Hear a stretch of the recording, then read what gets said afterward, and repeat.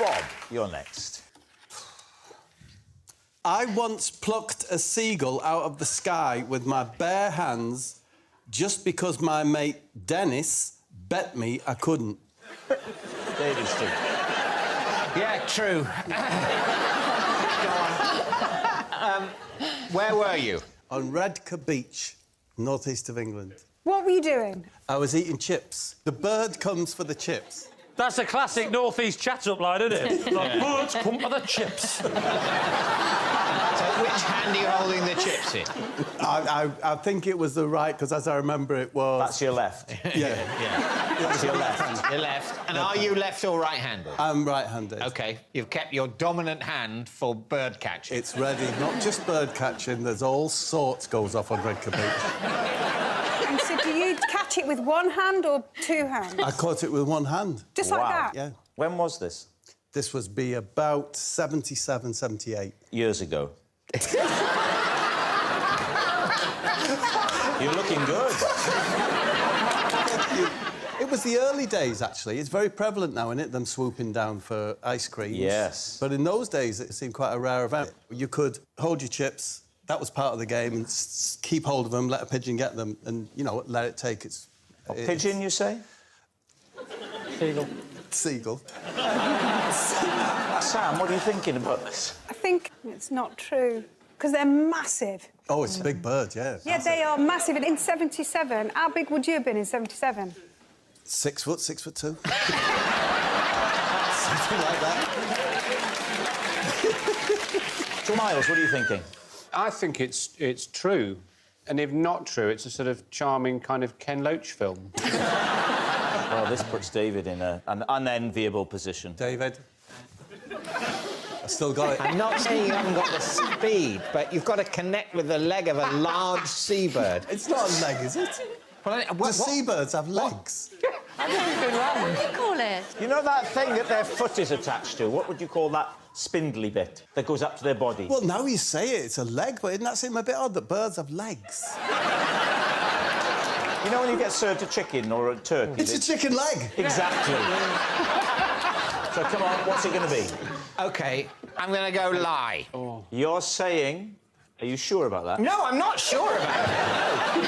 But lie is the answer you want to put forward, is it? Lie is what I'm going with. He says it's a lie. Bob, truth or lie? I was telling a lie. Oh, hooray! Meet our next guest with stars for his eyes. Now, what's your name and what do you do for a living, gorgeous? My name is Bill Decker, and I'm a murderer. Well, I'm sure you won't murder this song, Bill. At least I hope not. Now, who are you going to be for us tonight? Tonight, Matthew, going to try to be George Michael. George Michael? Well, you look out like him, Bill. So I can't wait to see this transformation. Ladies and gentlemen, Bill Decker is George Michael!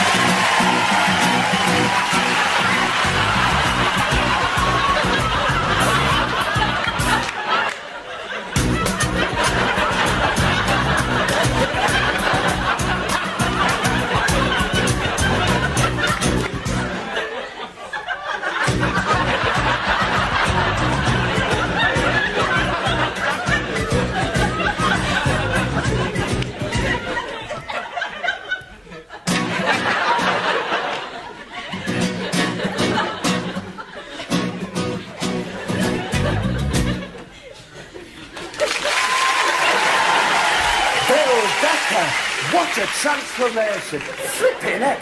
Couldn't believe my... You know, I enjoyed my entrance. Yeah, we did too, so should we relive that? That's the carpet, Gabby, of course. You see, carpets can rock.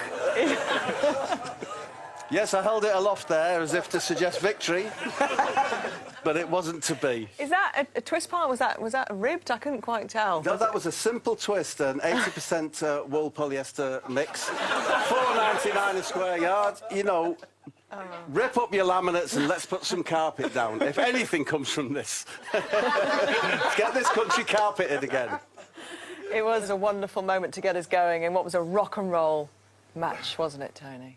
Well, I thought that carpet was cheap, to be honest. Carpet is cheap, that's the beauty of it. Exactly. 22nd of June, 1911. My frozen hands can barely write. How is Scotty? Wait for me, man!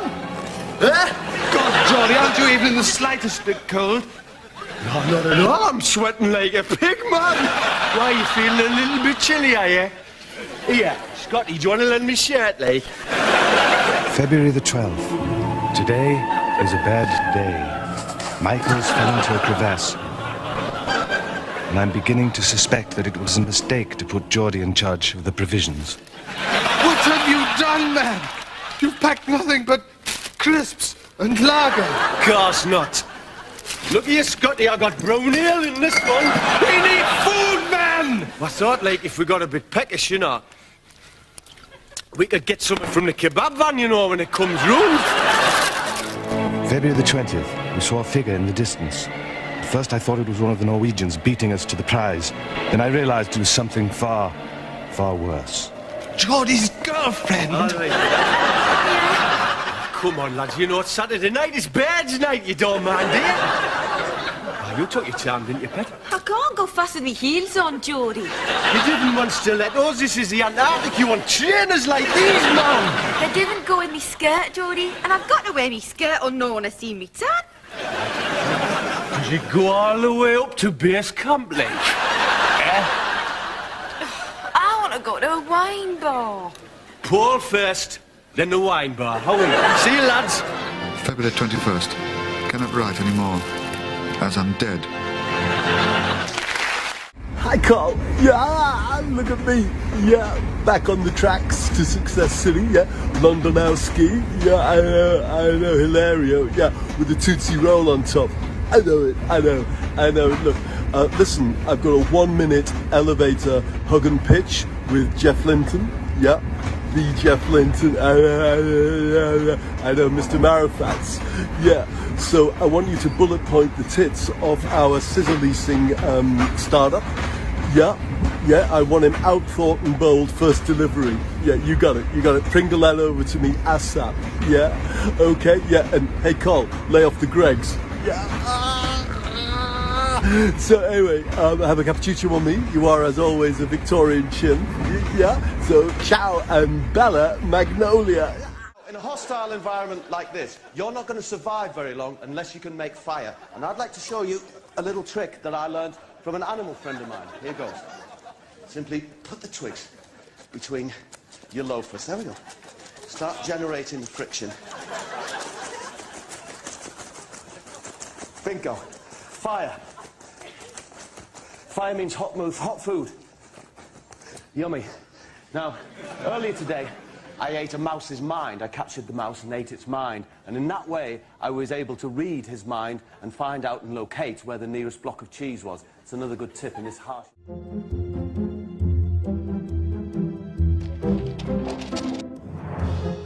I'm going to call it a day on that. I thought they would rise up more, but these are clearly so wrong. They're a bit thin, if I'm going to be honest. A bit like pencils. I think they're rather slim and elegant. I think this has been flown over from France. It's that... I thought I'd do a bit of magic for you tonight. A bit of magic, a bit of magical activity. So what I'm going to do is... Susie, could I borrow your shoes? Could I take your shoes off you? OK. If you don't mind. Now, here we are. There's just a normal pair of shoes. It's just putting the... That's really smelly. Just have a look. It's a normal shoe. Just pass it around, have a look at it. That's one of Susie's shoes. It's a standard shoe, wouldn't you agree?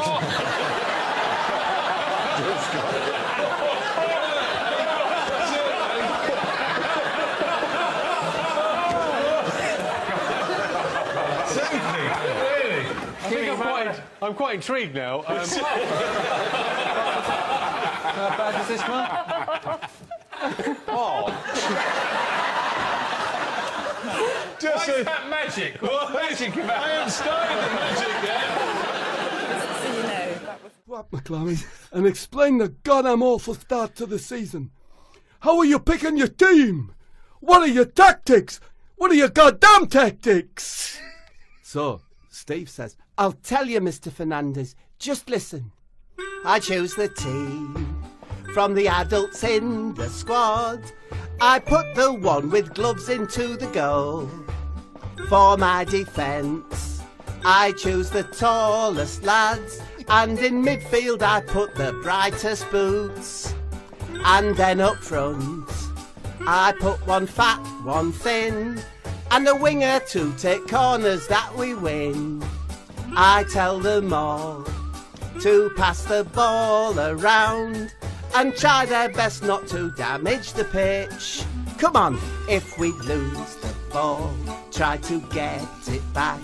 If we win the ball, try to mount an attack. But most of all, keep your jerseys clean and no muddy boots in the changing room.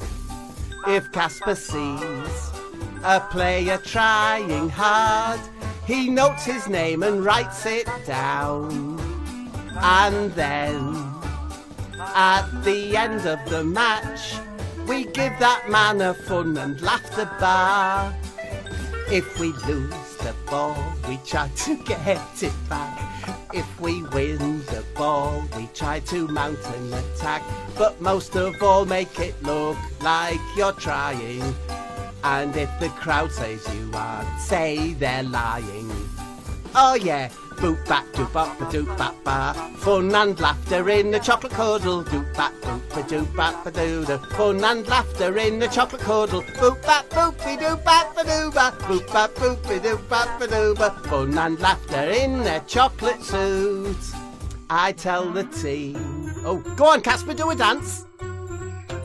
Tell the team to run as fast as they can, and on half-time to wash their hands. And at full-time, when we've lost again, we all pretend that we're very upset. What do you think, Mr. Fernandez? I think it's bullshit. You got 3 games to get 4 points or you're out on your saggy ass.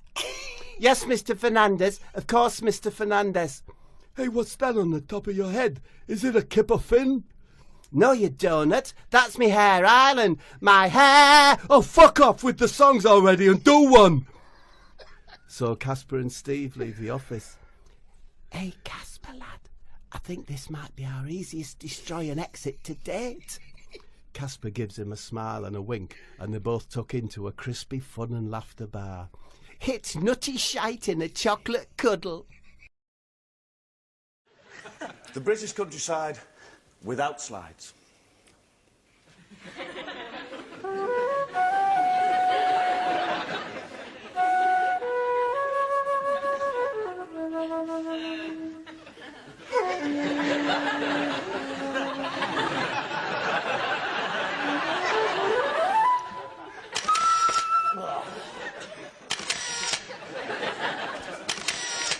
Vic!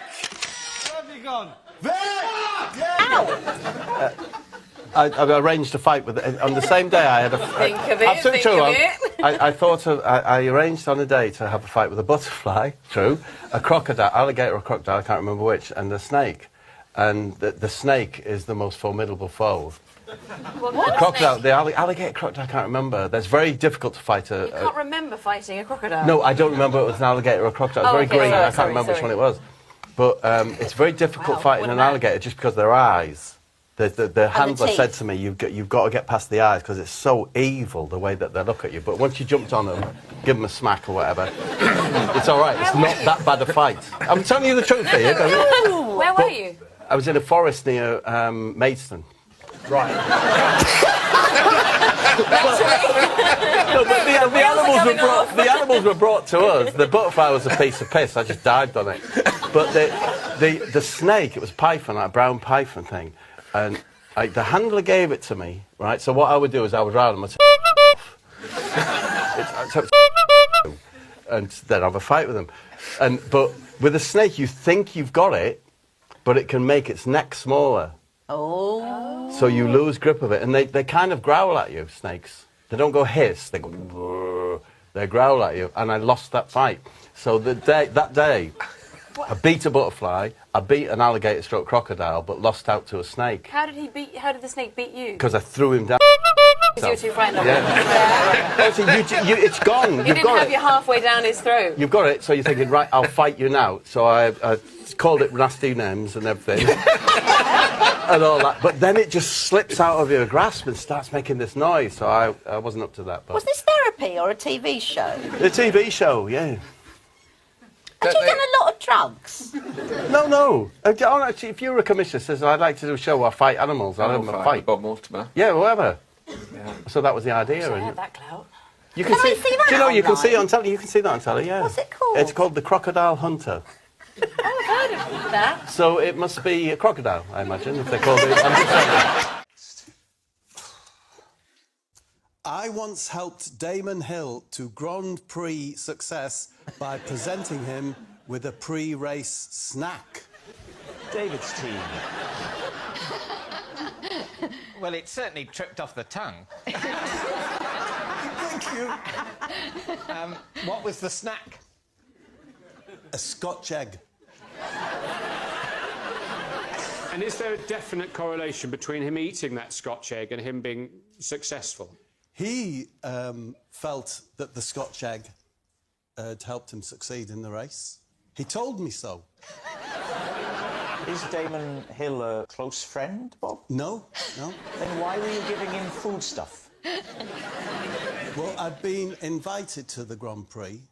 Which Grand Prix? The British. In which year? Think. 1996, David, but I'm not willing to exclude 4 years either side of that. Put it this way, it was definitely one of the decades. Do you like racing, then? No, I'm not a Formula One fan. Right. I probably prefer soil science. OK. Who was he driving for? He was driving for a company that had very fast company cars.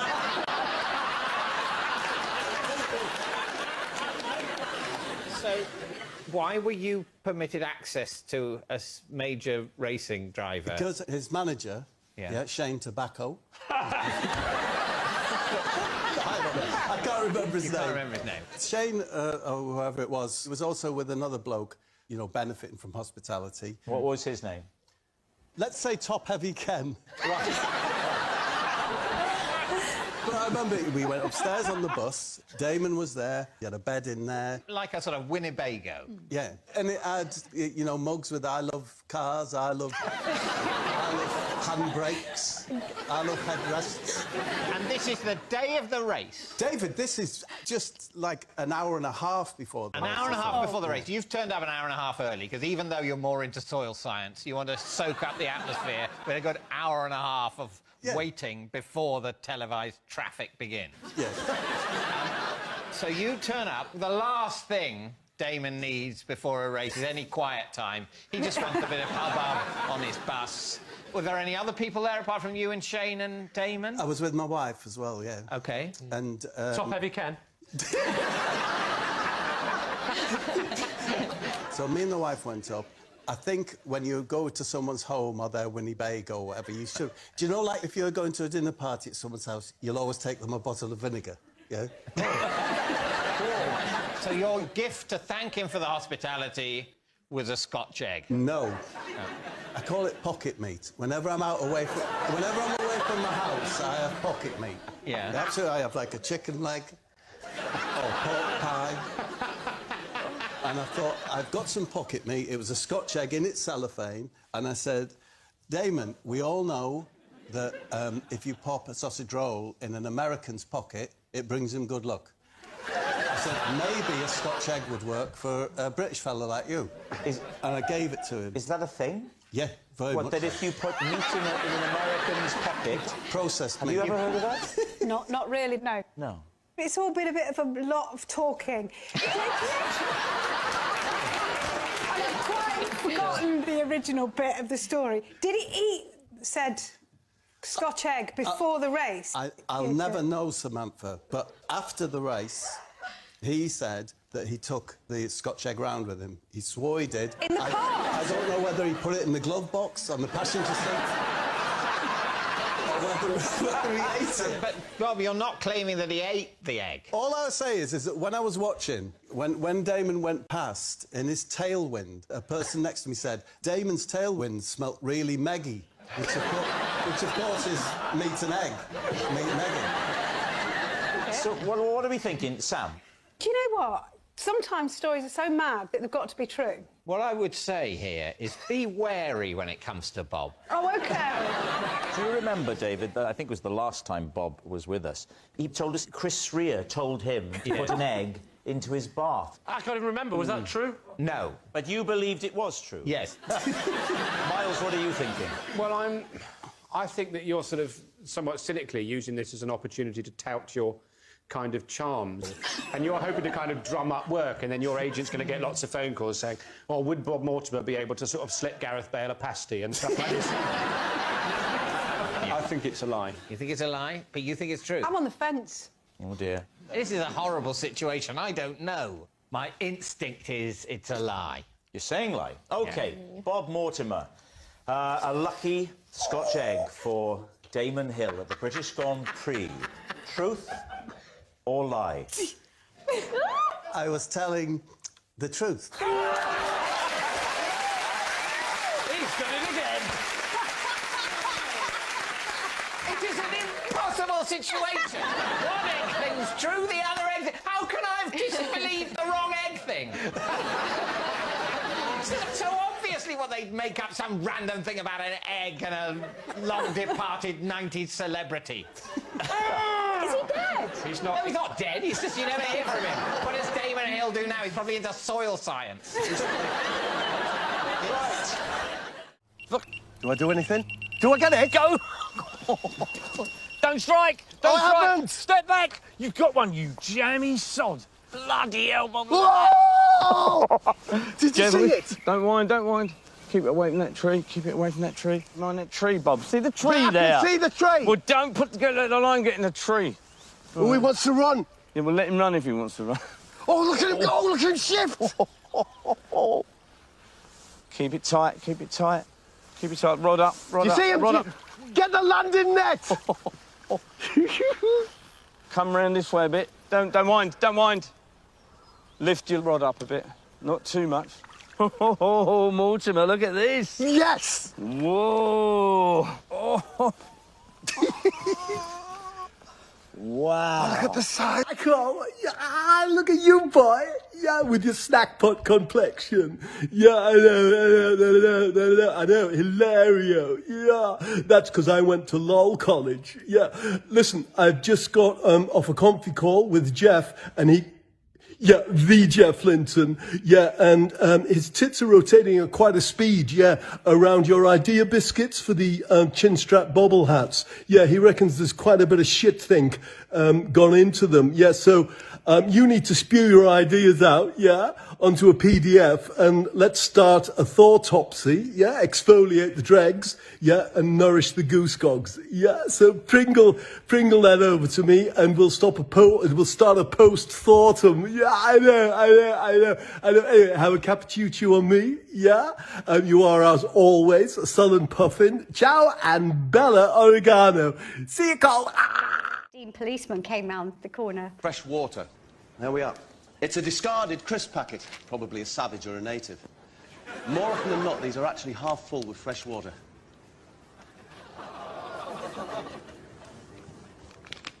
Do have a seat, sir. Can I get you a drink? Yes, what have you got? Beer. Well, I'll have a beer then, please. I've been fishing today. Have you really, sir? How interesting. With Bob Mortimer. Really? No, that is interesting. I thought you might change your tune when I lobbed in the Mortimer bomb. And how was he? Delightful, I would imagine. Small, stunted. Thank you, landlord. Oh, dear. May I join you, sir? Yes, please do. Sit down. Well, are there going to be any other customers coming in tonight, or is it just you and me? No, just the two of us, sir. Oh, this could drag on for an eternity, couldn't it? Could drag. It already has. I'll tell you what, there isn't 18 there, is there? What I've done is I've only made 14 scones. Well, So I've asked for a mirror. And I think if I place the mirror cunningly. cunningly, Against just 4 of them. It'll look like there's 30 odd scones. And Paul will take some off. It's too many, Paul. Oh, that's not like that. Why did you just make 14 more? That was just what happened. Well, I'm not blaming you. I'm just wondering. it surprised me, the 18, when I came here this morning. I didn't think you'd want... when would anyone make 18 scones? I know. Unless you're like a professional caterer Yeah. or a scone addict, you know what I mean? It's Bobby Carpets Mortimer!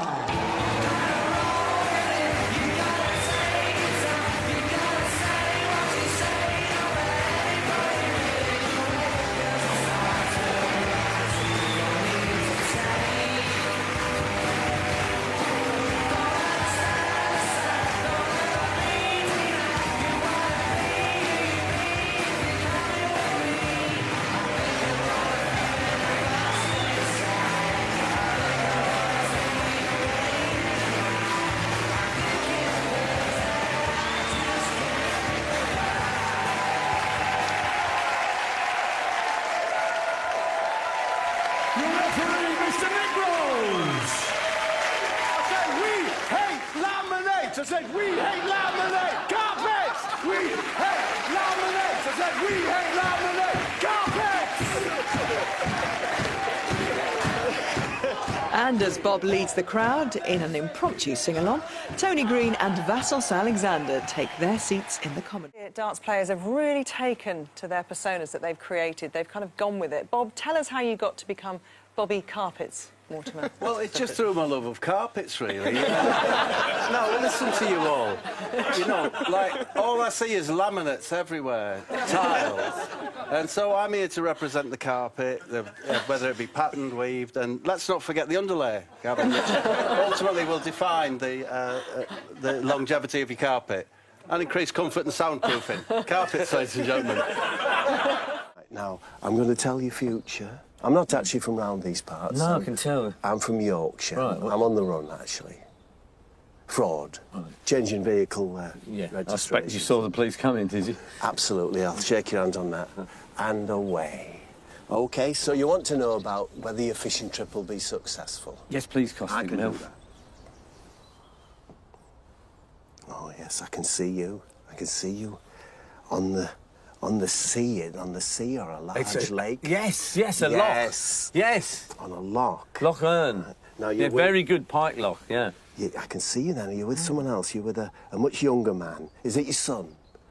Is it your son? I'm saying is very attractive. He's really gorgeous. Is it a modelling assignment? No, you're fishing. You're fishing, yes. Yeah, he's a sort of ageing half-wit, really. This is the cushion that I used to carry my pet owl around on. I would have brought the owl, but he escaped last week. Dave's team, what do you think? What kind of an owl was it? Oh, yeah. Tawny. Yeah. Tawny's perch on branches. Yeah. So how did you get it to perch on a big, flat, soft cushion? Oh, Steve, it's so good to have you here. How did I? Is there a problem here, Steve? Here are the talon marks. I have a rare breeds farm near me, and they had to get rid of a tawny owl that was injured. It couldn't use its wings, and I shouldn't use the words, it couldn't use its bottom. For what? For doing what? For poo-pooing. What did it use? So, as a trustee of the organisation, because it's just down the road from me, in Warehorn, I agreed to have... I agreed that I would look after it. It actually had what you would call a colostomy bag. We wouldn't call it that. No, you would. We'd call it a colostomy bag. Have I said it? Yeah, we wouldn't have picked it up, but you did specifically say that's what we would have called it. I thought I'd better address this because we really wouldn't. Steve, is an owl's colostomy bag called a colostomy bag? Well, yes, it is. You wouldn't really need it because the majority of kind of solid fecal matter with an owl comes out of its mouth. Yeah. No, we're dealing with a very sick owl. No, I'm sorry, I sound aggressive there, but I can say... No, he's escaped walks out and I can see his little face. We were given a pipette with what was owl nourishment. So you had to feed it with a pipette? Yes. And how did it stand on the cushion if, as Steve says, it needs a perch? It was fine, just so... I've clearly not made it clear. This is an incredibly sick bird. You can't judge it, by the normal tone. This is just a lump of meat and feathers. There's just hanging on in there. But the thing still escapes. Yes, Actually, I suspect it was killed by my cats. Why did this owl sanctuary, when it has a sick owl, why didn't it look after the owl itself rather than give it to a local celebrity? Because I'm the cushion and cats. I'm very closely associated with it. Sorry, my client would like a minute. You had clearly said to me you were going to nurse it back to health? No, that was never going to happen. It's palliative care. It's palliative care. Palliative care. It was palliative care for the owl. A hospice for the owl, For the owl. And we had some decent times. Did he have a name, this owl? We called it... Did you? You called it... It's all right, you're upset, Bob, I can tell. If you need a minute, it's OK. But what did you call it? Sorry? What did you call it? What did we call the owl? Yeah. Well, we called him Mavis. Bob, what did you feed it with the pipette? It was described to me as owl nourishment. Everything. You just take bowls and put them in a liquidizer. Steve, I can't impress on you. The most you got out of it. It's just a lift and lid. It wasn't perched then, it was reclined on the cushion. That was its... That was its deathbed. Yeah. We'd have like a broomstick or something and just hold it. And what have you told the owl sanctuary? What have you told them? Because they must have been upset. No, I told them he's passed away, yeah.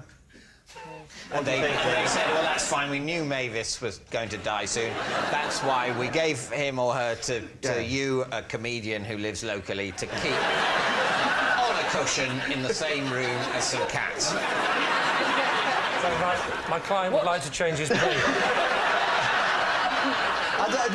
This isn't sounding... You're a trustee, did you say, of this charity? Yes. It's the Rare Breeds Farm in Warehorn. Does family days. Sadly, I haven't got an owl at the moment. But... So, David, what are you thinking? Is this true? No, this isn't true. I think you made all that up. I just don't believe they would let him bring a dying, tawny owl home. No, I don't think so. I think we're saying it's a lie. I think you are. But and I think that's the Rare Breed Centre probably needs to look at its working practices if it happens to be true. But OK, Bob, truth or lie? I was telling a lie. On the show, you got no points. Are you worried about that happening again? Have you done anything to... Well, I think it's probably inevitable, Jimmy, to be honest with you. You know, at my age, you lose brain power, you know, on an hourly basis, and it's been some time since I was on. Although, I have seen an awful lot of words since I was last on. When you were at school, were you a rebel? Did you work hard? What were you like? I was just kind of average, really.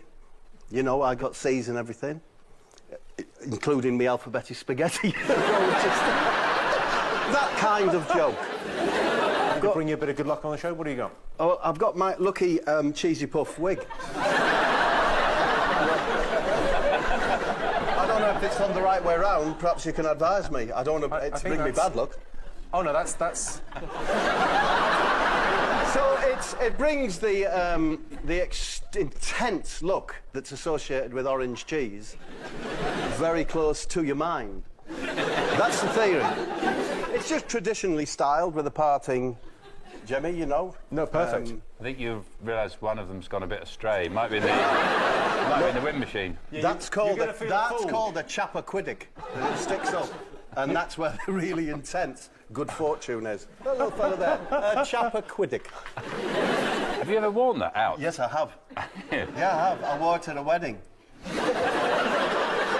I Are people sensitive about the fact you've got a wig on? No, I think they presume that I think I'm pulling it off.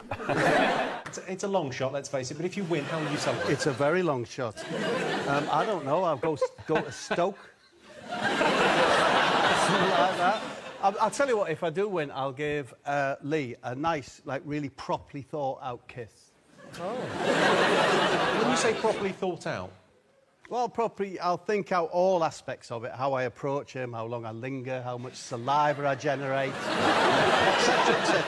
What about if it's a draw? Can I have one anyway? You'll have a half thought-out one. All right. Did you bring a mascot? Yeah, well, I bought a couple, so you're more than welcome to one of them. What have you got? Lee. It's, what's the first one?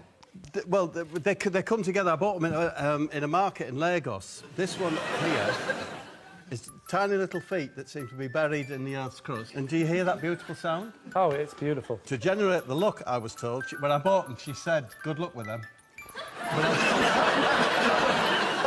She did when I bought them. So what? Sorry, can you do that for me, Lee? Do you want me to turn this? You turn that. Hear the beautiful music that opens the door to look. Then you suck on this, and the yellow disc goes higher and higher, and then drops as the look evaporates. So there's a golden window where you have maximum luck. Thank you. Look out for that, Jimmy, during the course of the competition. Once ordered me to leave town, unspecified, because I was frightening the locals. David's team, what do you think? Could you give us some context, Bob? I'll give you the name of the town. It was Castle Douglas. Ah. Where is that? It's southwest Scotland. And why were you in Castle Douglas? Was it a tour or something? No, it was a long time ago. I was only 17, 18, that kind of age. And... a numerical age, that kind? Yeah. Rather than iron or bronze? That's a different kind of age. I was with two friends trying to get as close to the Gulf Stream as I possibly could. What? What do you mean you wanted to get close to the Gulf Stream? It seems such an appealing, far-off, miraculous thing, this hot stream of water so near us, that it was hard to believe in it just from the textbooks. But it's not like a spa. It's a massive flow within the ocean. Yeah, but you can't see it. Well, if you're at the Logan Botanical Gardens... Well, there's a lovely view of the Gulf Stream. No, but you can see the effects of the Gulf Stream. You know, it's like a tropical gardens, and so in that way you sense the influence of the Gulf Stream. Well, no, it's extraordinary. I know all teenagers are absolutely mad on the Gulf Stream. They can't get enough of it, and it's... And flowers. But that was one reason amongst many. But the police of Castle Douglas don't mind the teenagers who'll flock there to admire the effect of the Gulf Stream. So what was it that you did that put their noses out of joint? We scared the locals, apparently, because we were wearing very grotesque masks. Why were you wearing masks? If you're going to gardens, why would you wear a mask? Ah, well, here's the thing. That's a perfect question. Yeah. Just before you answer it, have a minute. we were travelling in a Morris Minor, and we were sleeping in the car. There was three of us. That's me mate Harry Harriman and Steve. Steve Harriman. No, Steve, by the way. He was... You just called Steve, by the way? He was. Steve, by the way. Steve, by the way, as in incidentally? Yes. Anyway, we had these... You're wearing these masks? We're wearing these grotesque... Why are we wearing these masks? We're wearing these masks because we didn't have anywhere to sleep and we were sleeping in the car. Right. They'd been given us by Harry Harriman's mum, yeah, to keep us warm at night because of the heat generated. What, grotesque latex masks? Yes. They were just old men's masks, but they were to keep us warm. Harry Harriman's mum she sold these stuff from home, and she sold another thing which was called a jobble top, yeah, which was a bobble hat that made it into a jumper, and the big bobble was at the back and it buttoned down the front, and that was... I'm telling you now, right? If this is a lie and they end up saying lie, I will say to you, why did you make it more difficult for yourself? by mentioning the joggle top, or whatever it was called. Because I'm imagining my sleeping arrangements and think, yes, we had the latex masks on and these giant, like, what they're called jobble tops. Right, Okay. So, if you're wearing a sleeping mask and you're scaring the locals, like, normally the locals would be in bed when you're going to sleep, and it's dark, and you're in your car and you got a scary mask on. You know. No, we were just on our daytime drive from Dundee to Castle Douglas. With masks on. As we went past Keep people, your faces warm. we were staring at them with our scary masks. Why did you not remove... Because I would say, from my experience of sleeping all night in a classic car in a latex mask and a jobble top, you get quite clammy. And so in many ways, it's quite a relief to take the latex mask off for the next day's drive. Yes, and not to mention how it helps being able to see where you're going. Yeah. But no, of course, we take the mask off in the morning, but then round about midday, you wanted to put it back on. Yeah. At what point did the police get involved? Didn't the police get We involved? parked up in Castle Douglas, right next to a shop, because we wanted to get one of their famous Scotch pies. As we came out of the shop, I was grabbed by a policeman, and it was a sergeant, by the way. Sergeant, by the way. So that's how you got away with it, because you said, don't worry, that's me dad. Maybe it was. I'm a sergeant, by the way. I think, Daddy! So the sergeant, by the way, he took me to the police station, and So he arrested you? Yes, taken, put in a room, and then the sergeant and a plainclothes detective came in. Plainclothes detective? Oh, yeah. What? You said CID have now got involved. And then they said, you're going to have to wait here. We've sent for a specialist from Edinburgh. and then, as we sat in, it came in and said, right, what's with the funny faces? They said, what's with the funny faces? So what did you say? Well, we explained what had happened, that we had these funny faces, that we slept in them, and that we're terribly sorry to have caused any offence. So presumably then they released you? Sergeant, by the way, followed us till we were out of the city limits. So that's my story. It's quite a holiday. What do you think? I know what I think. What do you think? I think it's true. You think it's true? Yeah. That's not what I think. Cian, what do you think? I'm going to go untrue. OK, Cian's going untrue. Adil's going true. David? My initial reaction is it's a lie. Let's say it's a lie. You're saying it's a lie? Yeah. Bob Mortimer. Yes? Was that story true? Or was it a lie? It was true. It's party time with Coldland. It's my birthday and I'm 54. And the rest. And Martin's just been released on bail. Cool. Celebrate with sticky lasagna. Sticky peas. Part-baked sticky discs. But what's that topping? Hydrogenised tomato flavoured dust. A penny each. The spoon meat is delicious. But what is this carbonated dipping jam? It's 8p a pot. Smashing. Sticky African waffle biscuits. Sticky potato pistols. And 6-pack chicken lengths. Well, how about a skewered fish coil with a fizzy porridge-style dipping gravy? So how much did you pay for this incredible feast? Just under £4. And it's better than real food. Celebrate with Coldland. Cold.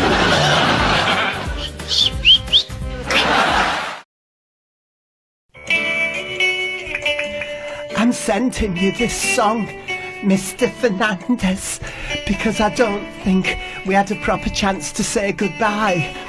I know I didn't get you your coveted 15th place finish, but maybe next season, with some of the changes I put in place, your dream will come true.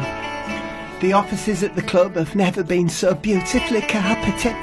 The tumble dryers are all super efficient. Condenser units now. The muffins and fancies served at half-time in the hospitality area are gluten-free and reduced sugar. Everything's in place. You just need a little bit of luck. Yes, you just need a little bit of luck. I thought the chorus was there, but it's not. Here we go. Oh, Mr. Fernandez. Oh, Mr. Fernandez. Miss you, Fernandez. Kiss you, Fernandez. Oh, Mr. Fernandez.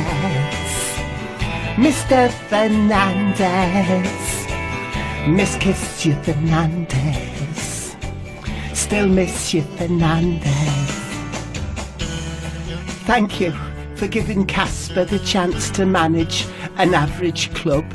He was so proud, and I think that, like me, you realised he was a yummy fat souffle filled with happy bubbles, suds and candy thoughts.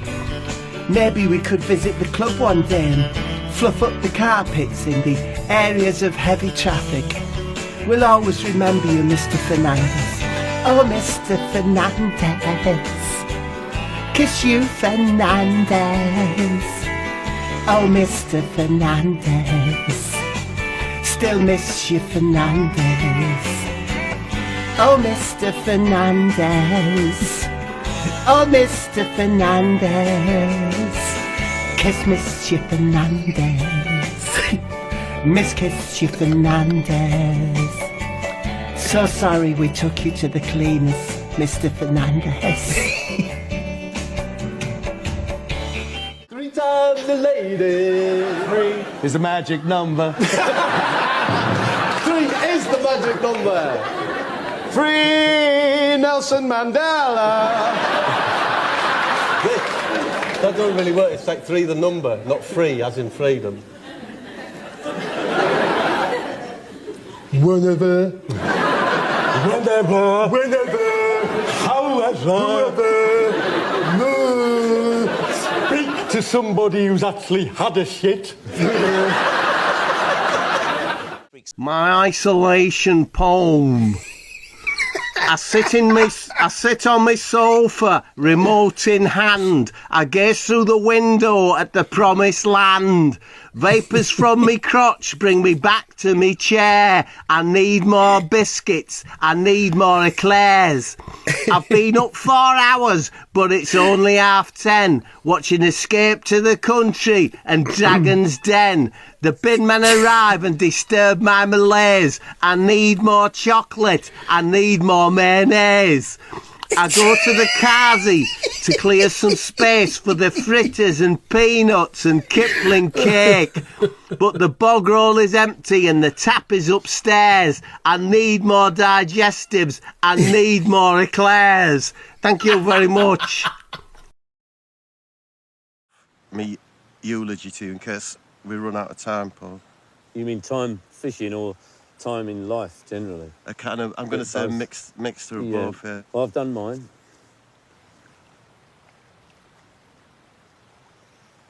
So, Paul, I'm happy with this.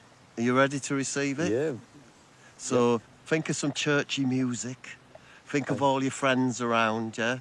So that's 5 or 6 people, yeah? Your bright red leatherette coffin is disappearing into the oven. Yeah. And this is what I would have said. My fondest memories of Paul Whitehouse will always be the ones that I've forgotten. For those that remain in my consciousness are of a foul-mouthed, coarse and odious old lady who poured scorn on all those around him. An accomplished mimic and character actor, he would often be seen lurking in the shadows, doing what he would later describe as his grubby work. He made his cultural mark with catchphrases such as, "Suits you, mister." Stop. I do this for charity, great mate. But I will always remember him as a brilliant bloke. May he rest in cheesy peas. Annus factum liberatus.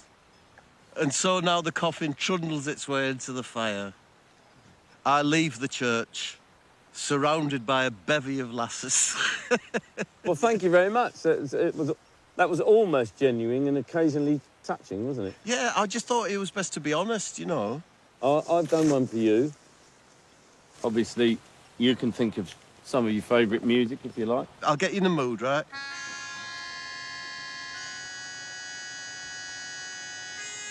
Which Bob are we celebrating today? Son? Oh, you stopped. Would you like me to accompany No, I it wouldn't. all? Son, brother, husband, father, comedian, mogul, libertarian, anarchist, genius. Genius, generous, kind. Yes. Stubborn. A friend. Nice, thank you. I was going to sum up what he meant to me in 9 words. 9 words that will also resonate with a great many people that didn't know him personally. And which Bob did we or didn't we know? The one who used to say would have instead of would have without a trace of shame, despite being trained as a lawyer. I would have done it, I would have. No, it's would have. The one who could be the life and soul of a gathering and then disappear. Isn't it, suddenly, without a goodbye or a backward glance? Where's Bob? He's gone. Oh. But you know what? See, this is the genuine bit that you couldn't bring yourself to do. You were an inspiration to me back in the early days of the big night out. The joy you used to take in your performance was very uplifting and exhilarating to me. So I'll remember you as that Bob, yeah? And the 9 words I would like to remember you by are these. You made me laugh more than anyone else. Probably. Thank you for that, Paul. What a lovely tribute to, well, let's face it, what was a magnificent man.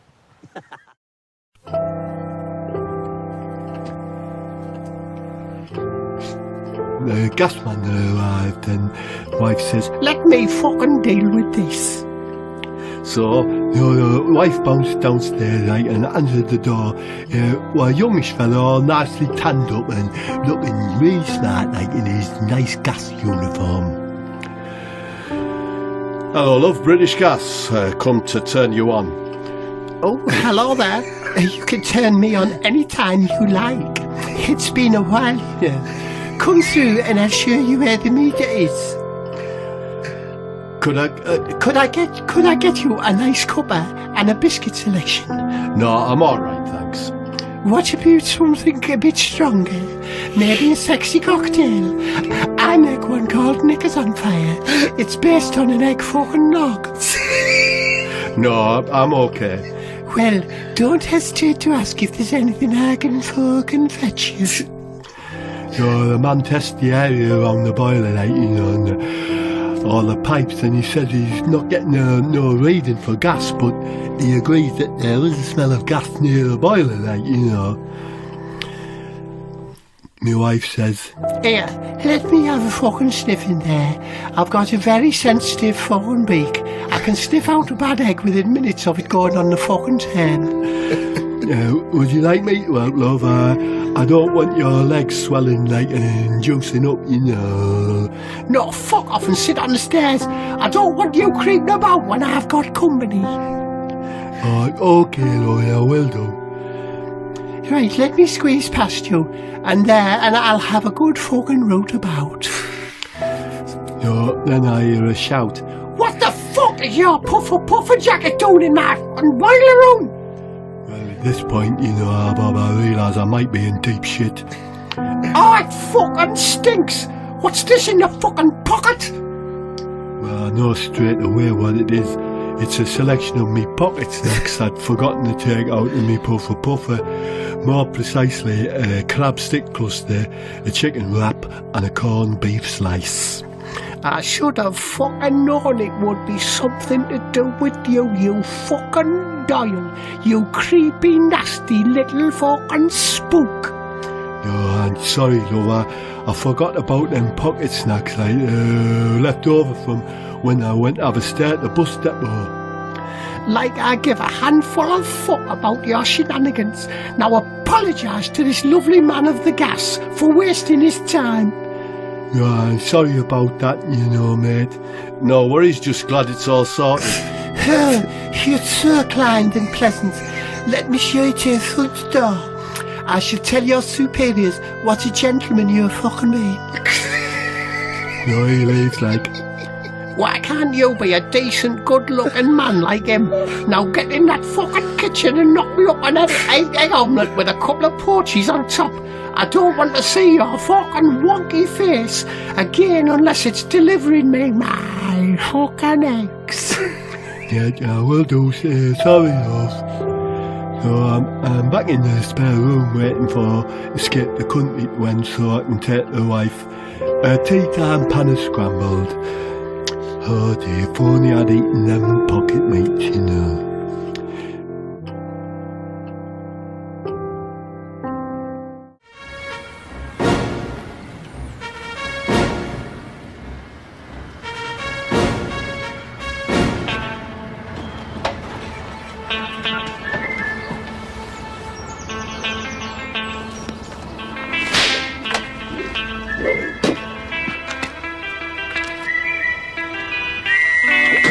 Stop thief!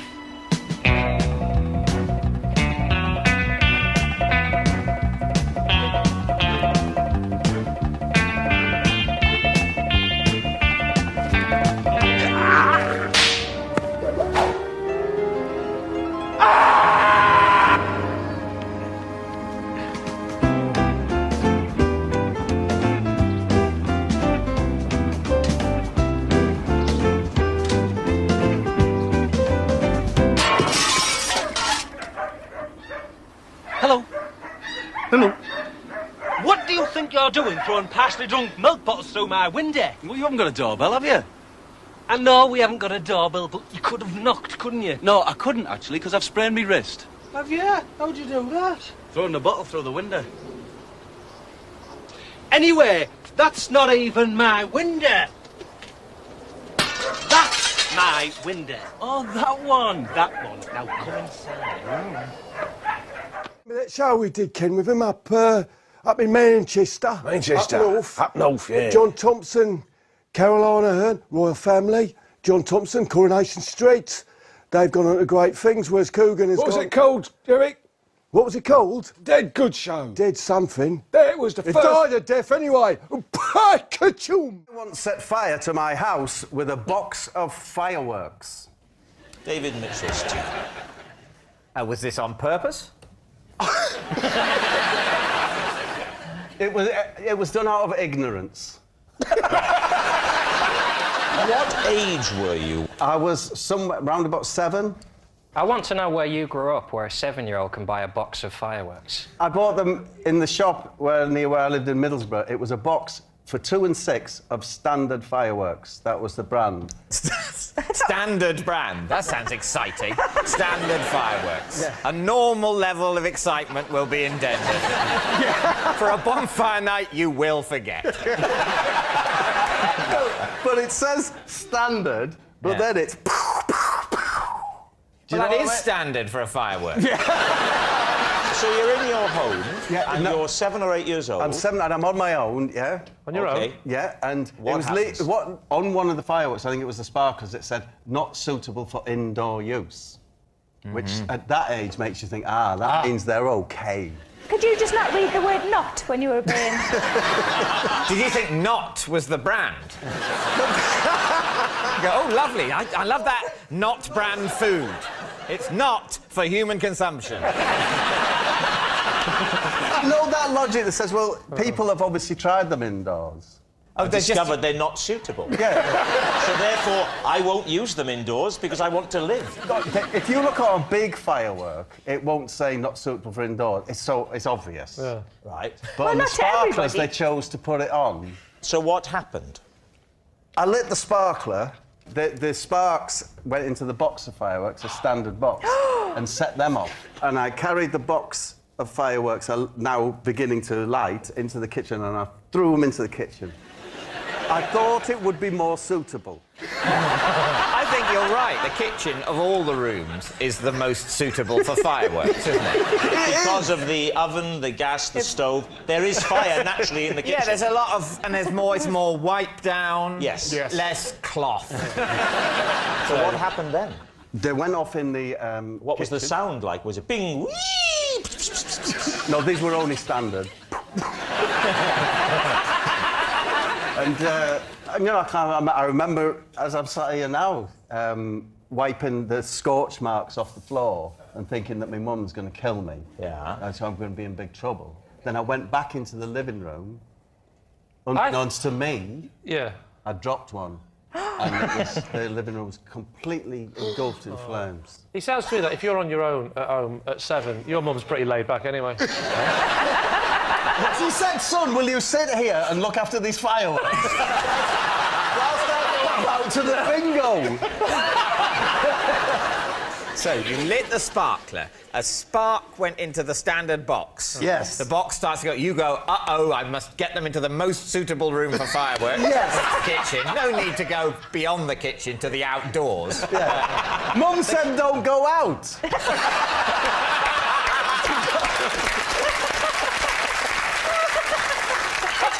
It's good to know there was at least one rule in your house. What time of day did all this happen? This happened mid-afternoon. Oh, dear, so you didn't really get the benefit of it. Who put the fire out?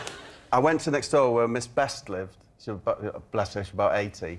And I knocked on their door and said, my house is on fire. And she said, do you know, I thought it was. So what happened then? She called the fire brigade. They fired their water hoses throughout the house. Yes. Ruining it. Even the rooms where there's no fire. Not ruining it. Yeah. You do know that before they put out fires, it's already ruined, don't you? Lee. You're making this house all wet. It was lovely and warm before. And it's the water damage that knackers the house. Is it? Not the fire? Not the fire. If they would use their boots to put it out. Honestly, the entire house, that's it. I was in a family of 4 children, and we were homeless. Where... Bob, keep it light. No, I'm just saying. Where were all the other kids while you were alone with the fire? Why did you take 3 They children were looking out after and leave fireworks in other people's houses. So when you say you were homeless, how much of the house did the inferno claim? It's gone. Entire house the gone. whole house gone. The whole house burnt down? Burnt down. So how much did you leave in the living room? The fireworks in the kitchen have only caused a few scorches. Yeah. What did you leave in the living room? And now, don't you feel stupid for saying standard fireworks? Yeah. I tell you, really. Well, I think you were stupid. They Like a sparkler indoors. If you don't know what you dropped in the living room, is there a chance that it's just a coincidence? No, it could be. That it might not have been your fault? That's what I said to the press. Your fault? Press? What press? Who did you speak to? Local press. Because they came to the house while it was burning? Yeah, you know, they're their hats on, trilbies, sniffing around. With those little bits of paper in the notebook. Were they called things like Scoop McLean? I believe he was called Ron Waffle. Sorry, Ron Waffle? It was either him, the other ace reporter on the Gazette was John Caramel. It was one of them two. Caramel and Waffle. Honestly. The question is whether you think Bob has been telling the truth. Well, I thought it seemed very plausible until we heard about caramel and waffle. I think he thinks he's telling the truth, but I think what's happened at some point, he's seen a film in which this has happened. He saw backdraft. And is now convinced that it happened to him. I think it's a lie. Sarah. I was going to say I want it to be true, but that sounds really horrible. I think it might be true. Well, I think it's true.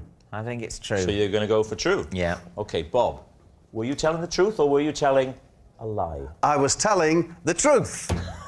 With your little bracelet, your little wrist bracelet, yeah? Makes you look like you once had a girlfriend. Hilarious. I know. That was a bird's eye potato ruffle. Yeah, listen, I've just been talking to Jeff Linton, the Jeff Linton. He's getting anxious trousers about the pencil case designs. Yeah. He wants us to work on an algorithm, that will identify negative variables that could affect going forwardness. Yeah. Unfortunately, my inspiration isolation station has demand crashed, so this one's on you, boy.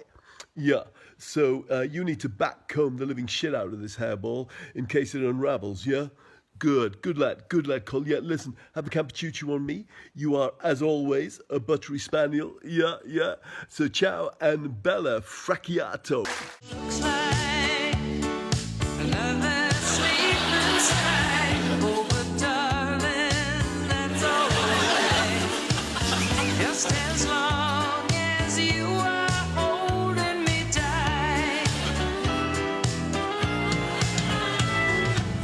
Making love till the early morning light only whets our appetite. This will be another sleepless night.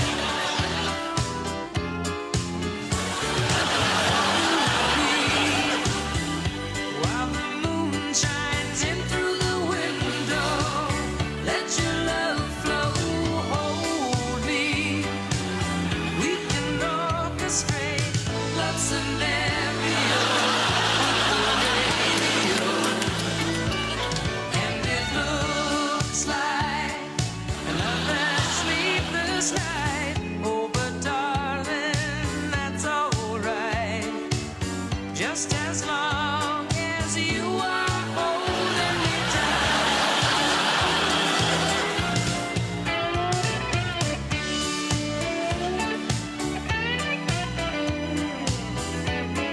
Entrepreneur started out running nightclubs like this. Sir Richard Branson, Lord Melvin Peake, Jimmy Ruffin. They all had a dream. You know, tomorrow we'll have a rail franchise. The day after that'll be a regional bus route. And you know, the day after that it'll be Barron's Airlines. You know, Tony, this is just beginning.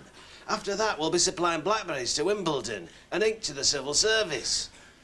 What's left of it? Bullshit! Who is booking acts for talent night? Who is it?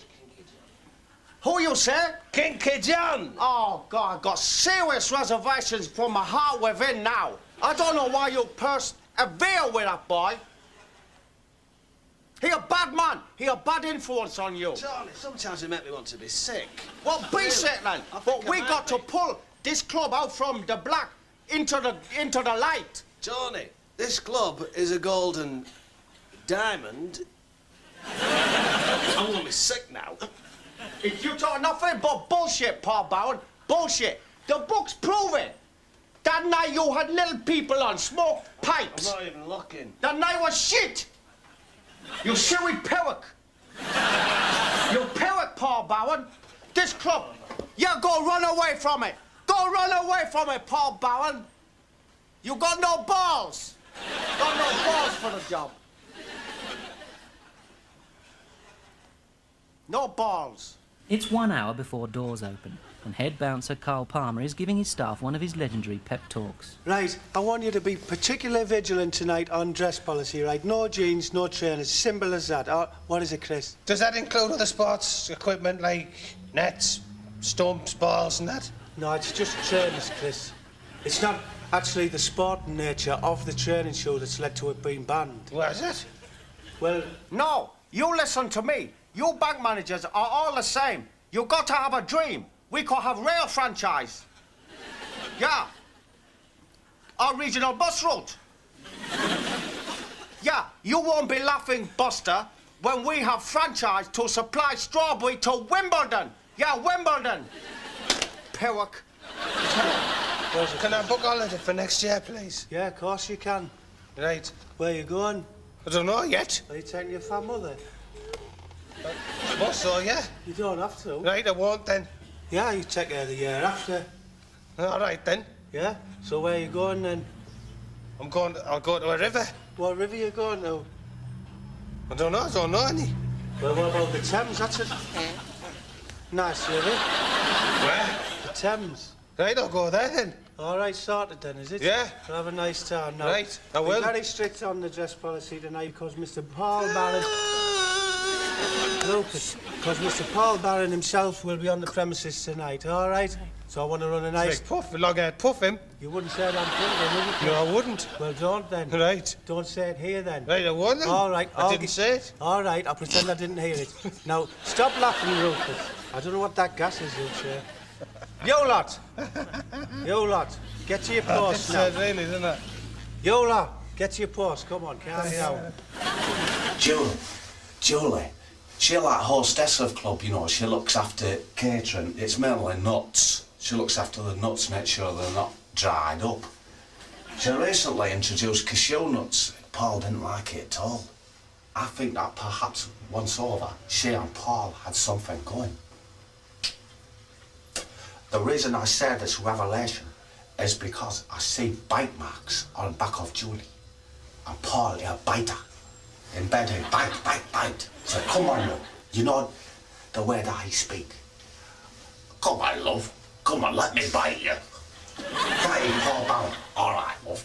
You want to come and move Ferrari and I'll bite you. That's what I say. Get away with it. Here it comes.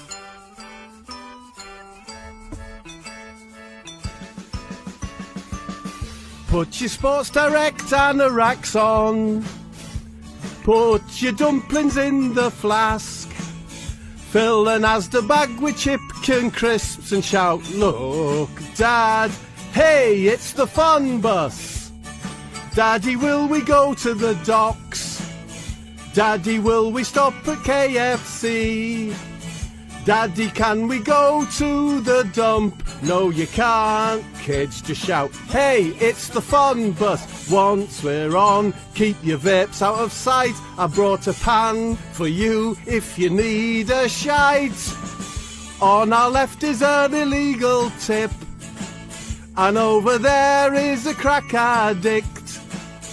On the right is a dog in a pram, he's barking, look, Dad, hey, it's the fun bus.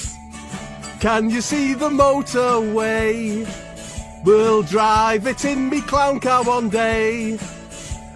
And do you see the Tramps Hotel? They're shouting, hey lads, look, it's the fun bus. Once you're on, you can't get off. There's nothing to see, so it's no one's loss.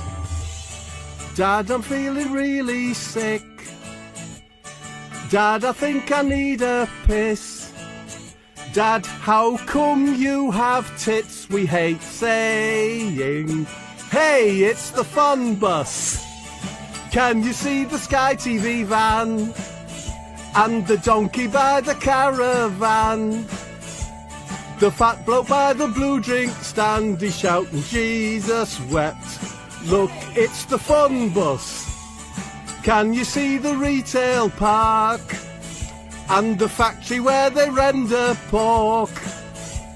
Sorry, Dad, I've shit me pants. It's the lack of suspension on the fucking fun bus. Once you're on, you can't get off. There's nout to see, so it's no one's loss.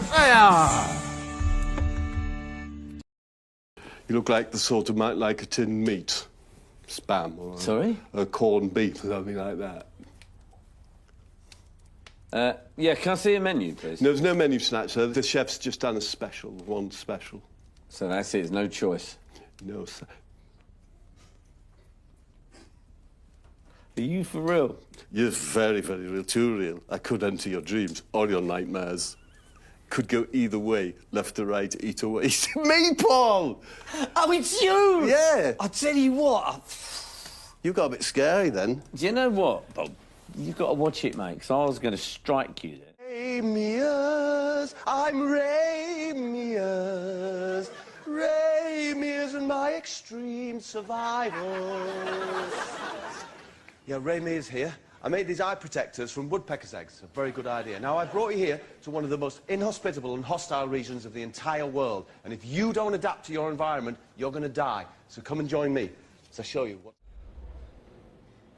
Hello? Hey, Bob. Hello. No, I naively no. thought that you might think there were more scones than there were if I utilised a mirror. Oh, you can smell that baking powder, mate. Thank you. That's how I'd want it to be. You needed more fruit in there. Yep. Less baking powder, more scones, But other than that... But other than that, yeah. you've got it nailed, mate. Hey, I turned up. I think Paul's got a grudge against me. The scone had barely touched his lips before he bleated out that there was too much bacon. Oh, God. I've put a toaster on my bedside table, and the last thing I do at night is pop 2 slices of bread in it, ready for the morning. Right, so you put the bread in the toaster, but you don't put the toast down. No. That would be crazy. So in the Unless you were using it as an alarm clock for a 3-minute nap. So in the morning, do you wake naturally or do you have an alarm? I have an alarm, but I tend to wake up before the alarm goes off. It's one of the reasons I do it, because at the heart of it is to not wake other people up in the house. Oh, right, OK. What do you put on your toast in the morning? Have you got, like, some butter? In the little cupboard there, I've got honey, I've got Marmite pots, I've got a good selection. So in the morning, you wake up before the alarm. What do you do then? I turn on my tea's made. Right. There we go. I don't think everyone knows what a tea's made. It's like it's where alarm clock meets kettle. It's a combination, and you set them the night before, and you wake up and the kettle's boiling. Is a tea's made in the toaster on the same bedside table? No, as the alarm clock? No, the tea's made is just tucked round the other side. So you wake up, you reach round the bedside table onto the tea's made that's on the floor, is it? And it's just there. Why are you not just going downstairs to do it? Because all my children, and there are a lot of them, sleep downstairs. They're out coal bucket. You have to step over there. Why do they sleep downstairs? Because that's where their bedrooms are. I'm not being facetious. There's only space for you to sleep upstairs, but downstairs there's a great breadth. Great breadth for all these children. Yeah. Now, what about eating the toast? We haven't put the toast down yet. He's turned the switch on the tea's made by reaching round rather uncomfortably, so he doesn't have to get out of bed. That's acting. You go... OK, it's there. OK, done that. Yeah. What do you do then? I sit on the bed. Yeah. Like this. Yeah. And cry. Let's see if we can hear we go, because it's 5 o'clock, whatever. 5 o'clock? In the morning? He doesn't want to wake the kids up. They're up in half an hour to clean the chimneys. As someone who doesn't want to make noise, you've chose the noisiest breakfast to eat as well, munching on a bit of toast. No, my wife's OK. It's just all these children. You just can't. You just can't. As soon as if you were to go downstairs, as soon as you set foot on the lower floor, the hundreds of children would wake up, and you'd never get to the kitchen through there because they'll be thronging. Well, all of them hungry. David raises an interesting point. How many? You've said a lot of children. How many are down there? I'm not willing to say. Could you give us a ballpark? Nope. When do your children wake?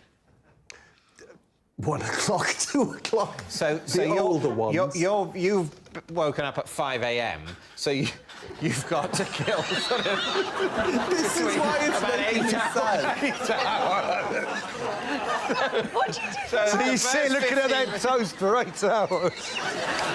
You can't make it last. Just nibbling at that. Sometimes I don't even eat it, Suggs. I don't even bother. Just sucks it so he doesn't wake his wife up. There's no hurry, is there? I mean, you've got till 1 p.m. Sitting there on the edge of the bed like that. It's a bleak image in her bottom. What time does the missus get up? Does she sit there with you going... It's a freaking prison, isn't it, really? To be honest. It's awful. It's true. I don't want to play anymore. I'm thinking if your kids don't wake up till 1, what are you having for lunch? Where's all the lunch stuff? In the wardrobe. A little gas stove and a tin of beans. I take the panel off the side of the bag. A little can of gas. Some spam. Maybe make a corned beef hash in the front. Right, what are you going to say? I'm leaning towards that this is the truth. You see the madness. This is how the madness takes you. This is what he does. This is what he does. He plays with your mind. And even if we're wrong, all we know is tomorrow we can wake up and go down to our kitchens, whereas he's got to wake up. No. We win a life. You see, no, that's not true. Because if we say it's true and we're wrong, yes, tomorrow we can go down to our kitchens and have a normal breakfast. Yeah. But so, it turns out, can he? He'll be skipping down the stairs laughing while his children, who have to get up 2 hours earlier than him, serve him breakfast. And he goes, you'll never believe what they believe. Those fools on the television. More bacon, child. Holly thinks it's true. We have 2 things to choose between. Yeah. Let's assume we'll be wrong. Yeah. Whatever we say. So which would we prefer? To say it's true and we're wrong, or to say it's a lie and we're wrong? That's the choice. I think saying it's a lie and we're wrong is easier to live with than saying it's true and we're wrong. I think it's true. But you think it's true? Yeah, I do. So shall we go with true? Oh, go on then, Dave. OK, we're going to go with true, and this is... the future is... Please be telling the truth. Yeah. OK, we'll say They're true. saying it's true. Bob, was it true? Or was it a lie? Oh, God. I was telling a lie.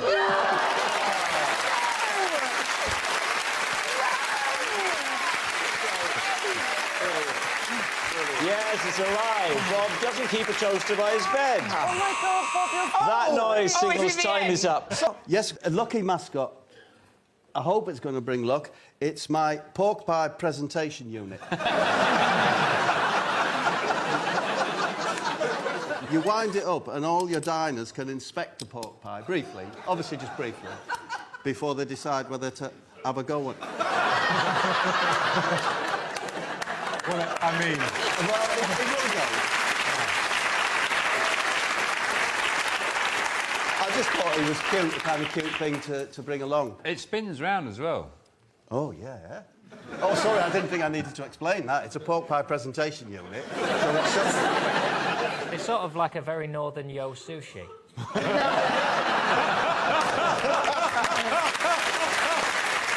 there it is.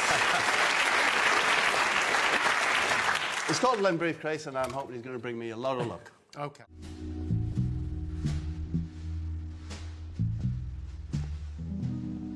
Good evening, sir. Welcome to the Elderflower Restaurant. Have you made your mind up, sir? I think I'll go for the roast grouse, please. And I'll have the I'm whole afraid that's off the menu this evening, sir. Isn't it sad? We do have a delicious line-caught sea bass served with samphire, oyster mayonnaise and plankton. Tasty. Plankton? Plankton, sir. Plankton? Plankton. Do you think I'm a baleen whale or something? No, sir. I'd rather you were, but you ain't. OK.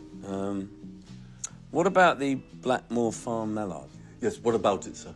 Is it available? No, sir, I'm afraid, but we do have some delicious sea bass. It's been line caught today. Oh, really? Yes. Yeah. By a little old man. Very good. I actually said tee-hee then. Yeah. Hello, Rooney. Thought you might like to get familiar with my new LinkedIn biography, Connection Gate, profiling my persona incredibilis. It gets to my essence without filler and brings you in deep to my UK persona and life sphere. I'm hoping to become an influencer, you know, like Deepak Chopra. So here goes. Starts, of course, with a professional headshot next to the Audi TT. Eastern European skinny jeans by Pepe. White Egyptian cotton shirt from the TJ and the Mac. Race decks in right hand. Artisan camper choo-choo in the other. Yup. Didn't quite reach the bridge there. I won't let you down. I'll just take you up into the business sky, you'll feel like making love. Making love in a Turkish phone booth. Love in a Turkish phone booth. If a picture says 1,000 words, this snap fills 1,000 bottles with Spirit Brothers tears. Named Barry, status homeowner. Base physical, the UK. Base spiritual, India. Employment, real estate. Hairstyler, young Imran Khan. Sexual orientation, north to south via the pleasure dome. I won't let you down. I'll just take you up, up, up, up into the business sky, and you'll feel like you're making love. Making love in the Spanish yacht club. Love in the Spanish yacht club. I head to my office in the TT, returning admiring glances with a wink and an inspirational pucker of my lips. My personal electro assistant Alexa begins outlining my priority agenda. Meetings, activities, nourishment requirements, all spoken at breakneck speed, because if Alexa loses a single business second, I'll break Alexa's fucking neck. That's just the Loffles. I'm a pussycat, and I won't let you down. I'll just take you up, up, up, up into the business sky. You'll feel like you're making love to a Spaniard in a Spanish galleon. Barry, sea homeowner. You enjoyed that. That'll do. Pass them to me. No, pass them to me, Paul. Sure? Yes, I'm sure. It is important to kick Robert's. Oh, dare I press the ignition? Yeah, just wait a minute. I The world's think it might be a light. smallest and most useless It's a light. boat. No, it's in the libs. Where? It's a light. Look. Excellent. Right, come on then. Shit! Shit! You just turn it off, Bob.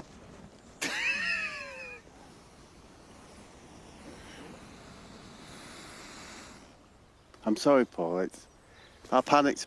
You did panic a bit, didn't you? Yeah. I'm a bit scared of fire. Because I did famously burn my house down, you know.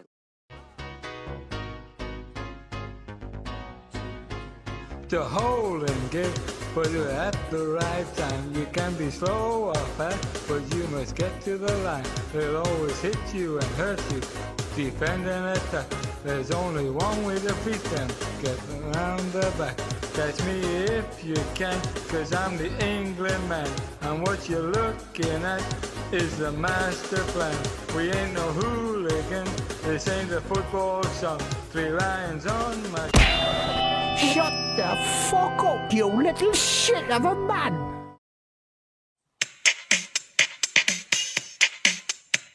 Slender people get through gaps, and slender men look sweet in fucking slacks. Slender ladies can kick you in your head, and slender people take up less room in bed.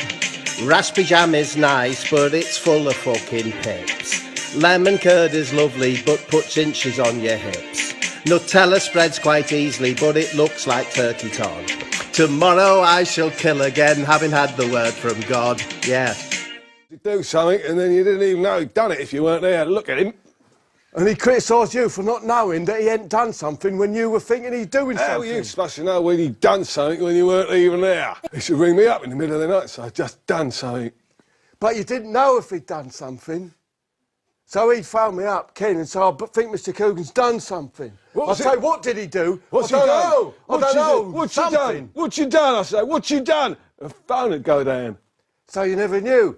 So we're just left with this, like, I think Cougar's done something. Were we meant to be there? Have we missed the bus? He used to say, I'm going to do something this weekend. He never tell you what it was. Then he'd come back on a Monday and say, I did something at the weekend. Never mind.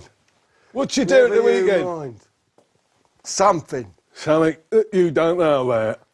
And then we'd ask him, he'd say, Nothing. What, you didn't do anything? Nothing. No. Stared at a wall all weekend. He did not. He did something. not. He stared at something. Something good. Mark, take a listen to this popular TV tune that we are now presenting to you and tell us what it is.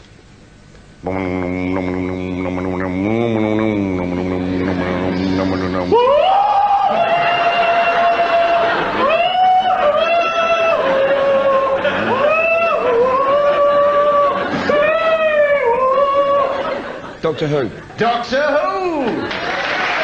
Well done, Mark. Well done indeed. A-hole. I think that works, doesn't it? I think it's hyphenated. A-hole. There's no L for starters. You're mixing No, this up with blankety blank, aren't you? I think it's a George Formby song. I was cleaning someone's a-hole. Not that I care about the points, but he did have another 5-letter word. I had hated, but I plumped for a-hole. I think because it's Christmas, we'll get next. On a dark winter's night, I once broke into the garden of the local witch's house and was shocked by what I found there. David, Steve. OK, at what point... There's a lot of questions, isn't it? At what point in your life did this happen? I'm going to guess somewhere between when I was 11 and 13. 12? I'm going to say 12. And you say the local witch's house. What do you mean by that? I mean, this is a very distant memory now. OK. It was the house, not very far from me, where all the kids said that the witch lived. And who did live there? I don't know their name. Right. I'll call them Mary Candles. It had hedges at the front, you know, it's like uncut hedges, a front gate covered with hedging, and it said on the front gate, it said simply the words, "No thanks." No, really? So that's quite creepy, isn't it? Can I ask a question? You started that with saying you were shocked by what you saw there. Yeah. Yes. Yes, so shocked by what I found there. So what did you find there? I'm not comfortable with telling you that just yet. Sorry, I'm not. This is going so far, it's got to be a lie, isn't it? Let me just say, it does not have to be a lie. Whatever he says, however absurd, it could still be true. However plausible, it could still be a lie. Essentially, what we are doing for this section is entirely futile. We will talk for a bit, then we will guess, then it will be over.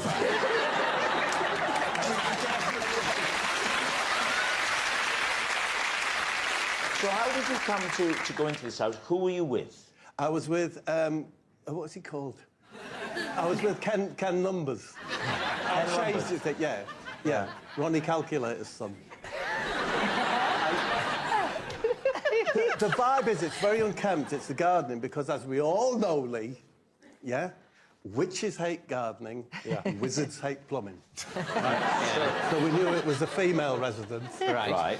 So you've never seen Mary Candles, but you were only speculating it must be a witch rather than a wizard because it was an unkempt garden with no sign of deficient plumbing. Exactly. And, you know, we wanted to be the first people who said, no, we penetrated, you know, its boundaries. Yeah. We went into the front lawn, down a gate to the side, past the bins, past the back door, and then to the window where there was a light on, a big picture window, looked inside, and that's when we saw this extraordinary sight. Well, extraordinary to us as 12-year-olds. What was it? You've got to say. It was a tiny, tiny horse.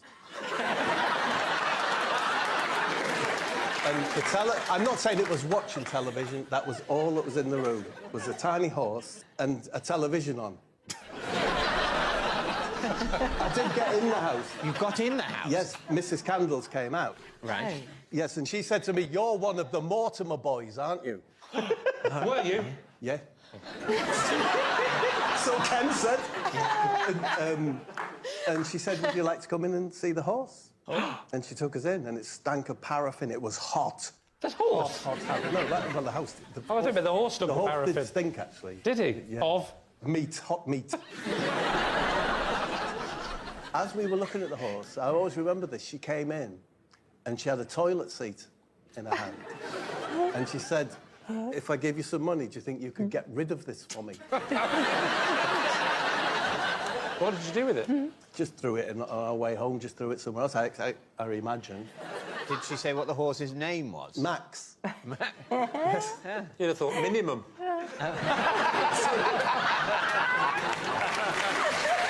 All right, well, now, Suggs, what are you thinking about this? I mean, you know, it's so preposterous, but David's flung me by saying this is the way he carries on anyway. Oh, yeah. Yeah, same. I mean, but no, I'm saying lie, of course. You say it's a lie. It was when you said the horse smelt like hot meat. Well, do you remember the detail of the paraffin heaters? Yes. Oh, yes. We're talking 40, maybe 50 degrees there with those old... 40 or 50 degrees centigrade. So we're talking like the temperature of the desert in Saudi Arabia.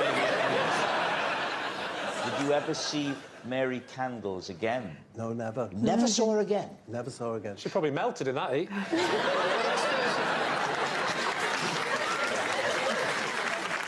All right, what are you going to say then, David?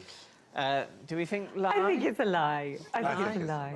I think it is a lie. All right, they're saying it's a lie. Now, we should bear in mind that when it comes to Bob, David has a very poor track record.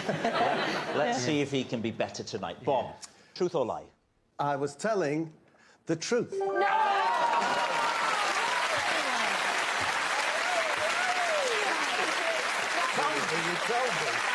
It's true. Bob really did. Ape in a cage. Ape in a cage. Ape in a rage. Can't get out. Can't get comfy. All of a sudden his chair feels lumpy. Ape in a cage. Ape in a rage. He's only just detected that his helmet is infected. He itches, he slaps it, he pounds it with a house brick. Ape in a cage, ape is dejected. It's really hit him hard that his helmet is infected. My lucky wig. Oh.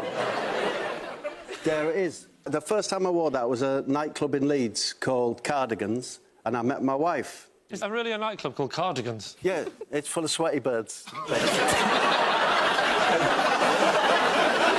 Michael, I once punched him in the face because I thought he was a ghost. Bob, how do you know Michael? This is Michael, and after cutting his hair, I got a job on a campsite as a hairdresser. And finally, Lee, what's your relationship with Michael? This is Michael. Together, we helped free a donkey that had trapped itself in the cubicle of a seaside toilet. Bob, you cut Michael's hair, and this was on a campsite. Yeah. How did you come to... Because you're not a hairdresser, are you? I'm a hairdresser, David. Had you previously worked as a hairdresser, had you? I'm from a family, I'm the youngest of 4 boys. And in my family tradition is that the eldest is a priest, then a lawyer, then a teacher, and then a hairdresser. So it fell to me to take up the scissors. I was given my first set of scissors when I was 13. I actually had a pair of scissors when I was younger than that. Were you the 4th child? Yeah, no, it wasn't. It was more for, you know, cutting out bits of coloured paper. Oh, no, these were Japanese steels. These were Yasakis. Right, OK. So you were given these hairdressing scissors at the age of 14? Yes. Had you undergone any further training or just were encouraged to experiment? Well, here's the rub, because Michael, or Mickey, as you know, Mickey the drink, he's...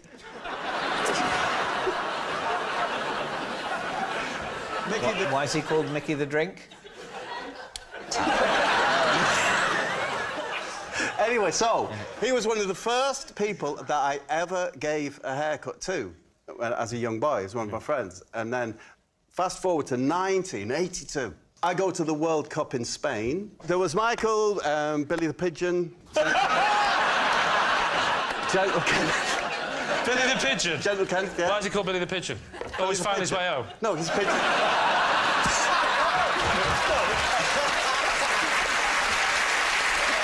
Because he had, like, a fat chest. We all went to Spain. We were on the campsite for the England fans. I, as always, gave Mickey his haircut. And the one-man army from Nottingham, the Nottingham Forest fan, caused all the trouble out there. He demanded that he had a haircut. What trouble did he cause out there?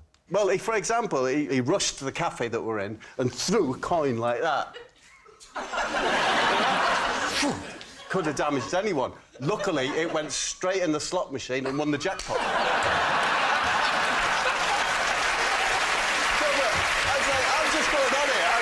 It was really rather simple story. So I cut Mickey's hair, I'd done since he was 13. So you'd cut his hair regularly? You first did when he was 13? When he was 13, one of the first people... You were his regular hairdresser? No, that would be a lie, but I would always cut Mickey's hair. Yeah. I was seen doing this, and before you knew it, over the course of the next 10 days, I probably did 50 to 60 haircuts. And were you paid for these haircuts? I probably was, but in kind. Right. Oh, because, the only thing any of these English fans could say was huevo solo, and that got you an egg sandwich. And I seem to remember that people, because I was cutting hair, it was always in the morning, that someone would bring me, oh, mate, you're busy cutting hair, you have a huevo solo. So you're paid in egg sandwiches? I think maybe I was. And you did 50 haircuts over, what, how many days? I think that's probably 8 days. So you're having 50 egg sandwiches over 8 days? I mean, I'm interested in the haircuts themselves. Yeah. Was there a signature style? It was the early 80s. Were there mullets going on? I mean, what was the look? It was a feathered look. I was expert. It was called, where I'm from, it's called the foffer. You'll probably think of it like Rod Stewart. Oh, it's a lovely look. Layered at the bottom. Yes. Yeah. Do you still cut hair now? Oh, not so much now, Robert. To be honest with you, I can't do the new cuts. What? Did you hear that? I can't do the new cuts. the new cuts. We need an answer. David's team. Is Michael Diane's ghostly guy, Bob's campsite client, or Lee's donkey do-gooder? Well, what do you think? See, when I heard Diane's story, I thought that was a lie. And then I heard Bob's story, and, Lee's story, and then suddenly Diane's story seems a little bit more real. I think it's Bob. I think giving your man a haircut is the truth. 50 haircuts in a week, paid in egg sandwiches. I don't know that you can do that hairstyle with one pair of scissors. I'm from a family of hairdressers, and I just don't think you can do Rod Stewart. A family of hairdressers. Scissors, Did you have more than one pair of scissors with you? No, my response to that, Nadia, is a family of not very good hairdressers. Two sets of scissors? He looks round about Bob's age. And Bob's haircut? Yeah. Can I just say, one final chance? He looks to me like a man who hangs around gentlemen's toilets.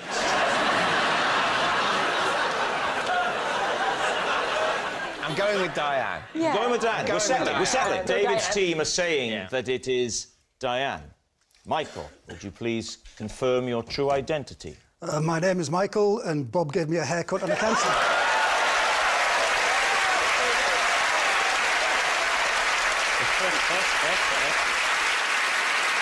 We can actually see photographic evidence of Bob cutting Michael's hair. There they are. Oh, my gosh. It really did happen. Thank you very much, Michael. Before I leave you, Bob, let's just say you actually hook a decent fish. Oh, I see. It's a little dig at me, is it? So, you've cast your bait out, right? With it open. Whee! Kaplop! Yeah. Now, wind the handle. Wind the handle. Well done. Slowly and gently tighten up. Slowly, gently. I'm just slowly and gently tightening just enough to tighten up. Stop. Turn your rod round to a right angle. Turn it round that way, 90 degrees. No, the whole of the rod. Extend the rod that way.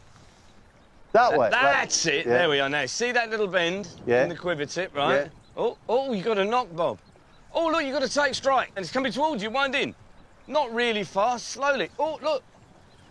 Don't smile and look self-satisfied, you moron. No, with you. Raise the rod, raise the rod. I still think your right hand should be higher up the rod. Yes, I know it should. Yeah, there, that's it. Oh, no, you haven't got the net. Oh, but this local idiot's got it. Bob! What have you done? Yeah, I know, I've caught the biggest roast. You caught a bream. Well done, yeah. Lovely old bream. Here endeth your lesson. Now. Right, Paul, can I show you the balletic cast? Is that wise? Pucker the lips slightly. See that? Paul? I'm watching it in disbelief. It's better than ever. Look at the arch in the back, yeah? Champagne moment coming up. And then just lower the arts. Tighten your rod. And just wait for the fish to come. Hi, boots look foolish. I wish you'd bugger off. Ta-da. Give you that help, Paul. How would you do? Would you do a little salmon dance? Yeah, for us? I'll do it down here. I'll bless the boat. Excellent.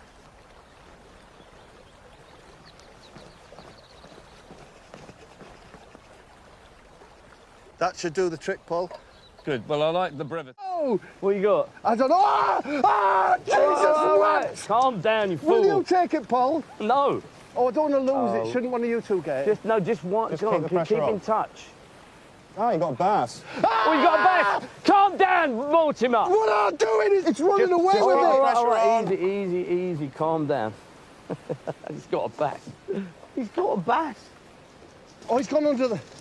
Oh, I think I've lost him. All right. Well, no, you haven't. You've got a cracker. Nice and Oh, he's got a cracker. He's got a beautiful Just gently bass. lift your rod up. He's took a bit of a run. Yeah, no, you're all right. Gently lift your rod up. Gently. Don't wind anymore. Don't wind. That's it. Just lift your rod up. Just lift your rod up. Got him! Yes! Yes! Get him, Paul!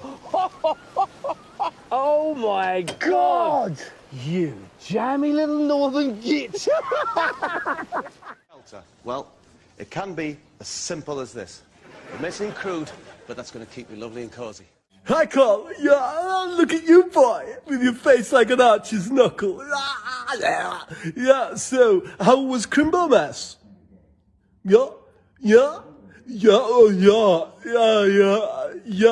Yeah, sounds dope. Yeah, listen, I just stole and rode some bandwidth on the Airmac for a face-adjacent gallery with Jeff Linton. You know, the Jeff Linton. Yeah, look, he wants chin straps fitted to the waterproof bobble hats. Yeah, wants to penetrate the extreme sports market. Yeah, I know. So, listen, let's have some drawings, some initial costings, yeah? And when you've got your primary realizations, ping it over to me. Yeah, thanks, Cole. Yes, so, look, have a cappuccino on me. Yeah, you are, as always, an angry mackerel. Yeah, ciao and bella caprizo. See you, Carl. Yeah? You think you've got it bad? My wife's just given me the big no-no to wild river swimming. So I'm sat here in the bathtub in my long johns with a cold tap running. It's not the same. I know, he was on the phone earlier. Wants me to locate some chin straps that won't strangle the elderly. I told him those baby boomers, they'll sue at the drop of a hat. Or a chin strap. I know that much, I do know. Hold on a second, my eldest son's just come in the room. You wait! I need you to go and locate me some cigarettes from the shop. There's your question. Ulrika, what is the unit for measuring electrical power? Amps? I'm afraid, Ulrika, the clue was in the question. What is the unit for measuring electrical power? How awful of me. What is the unit for measuring electrical power? What is it then? The unit for measuring what? I don't know, he won't tell me. What is it? Vic, it's a watt. I don't know. What is it? What? Oh, you won't tell me, Vic! It's called a watt. I don't know, you ask him. Christmas Merry to Christmas you. to you as well, and to all of our Athletico Mince listeners. Same. Now, listen, I thought I'd start with a lovely Sunderland Christmas song. Oh, for crying out loud. To get us all in the mood. Go on, then.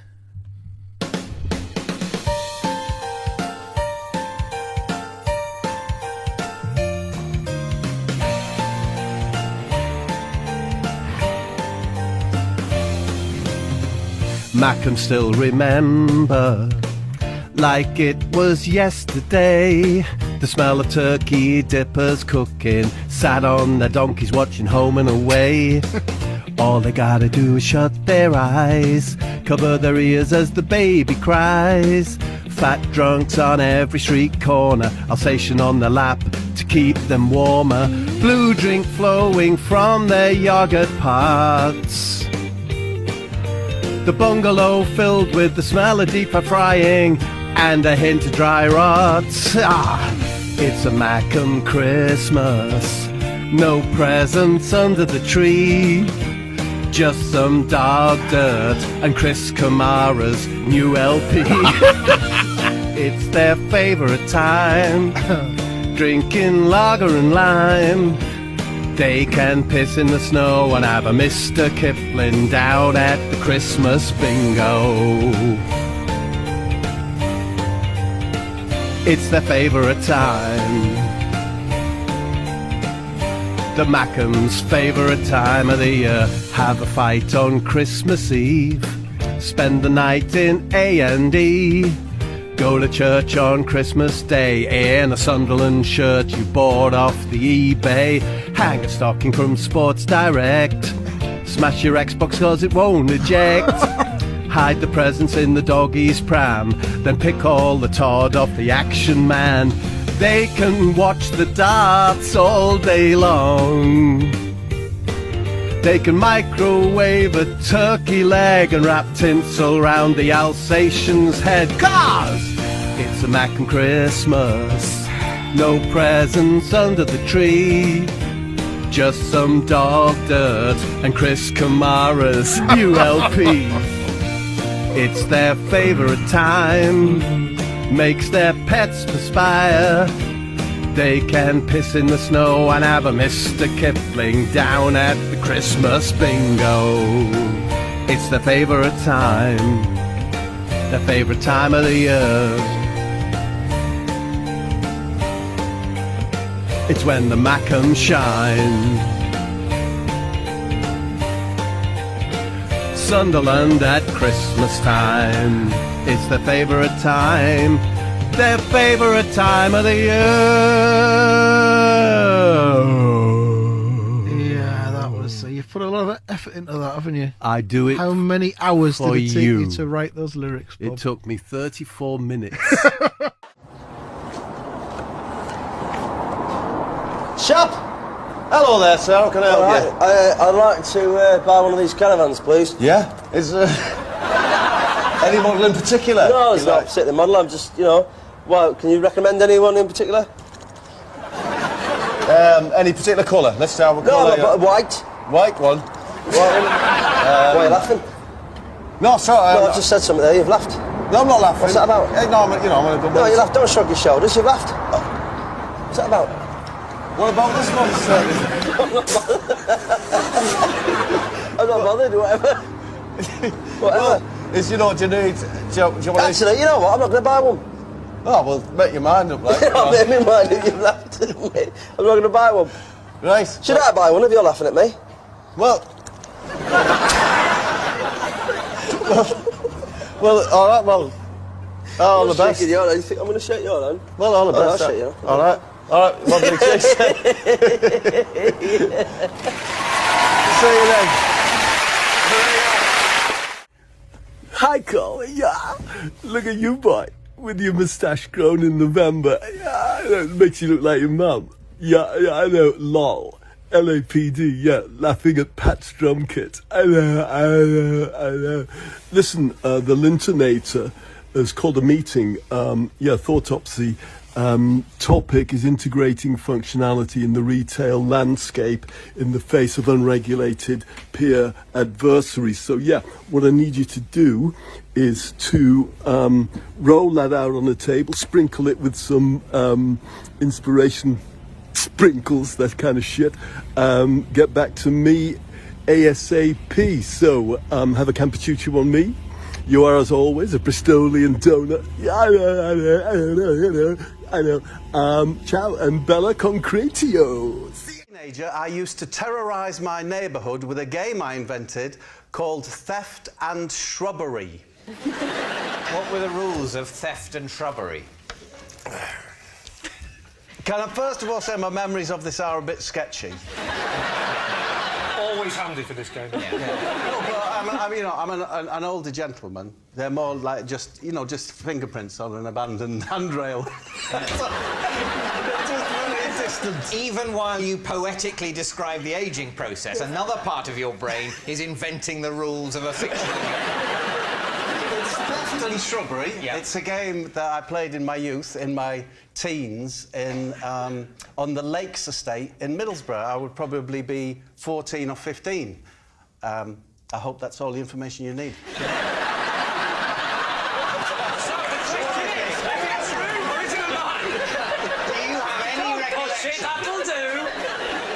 As to what this game involved? Yes, of course. Of course. In which case, I'm satisfied and there's no need to tell. What were the rules?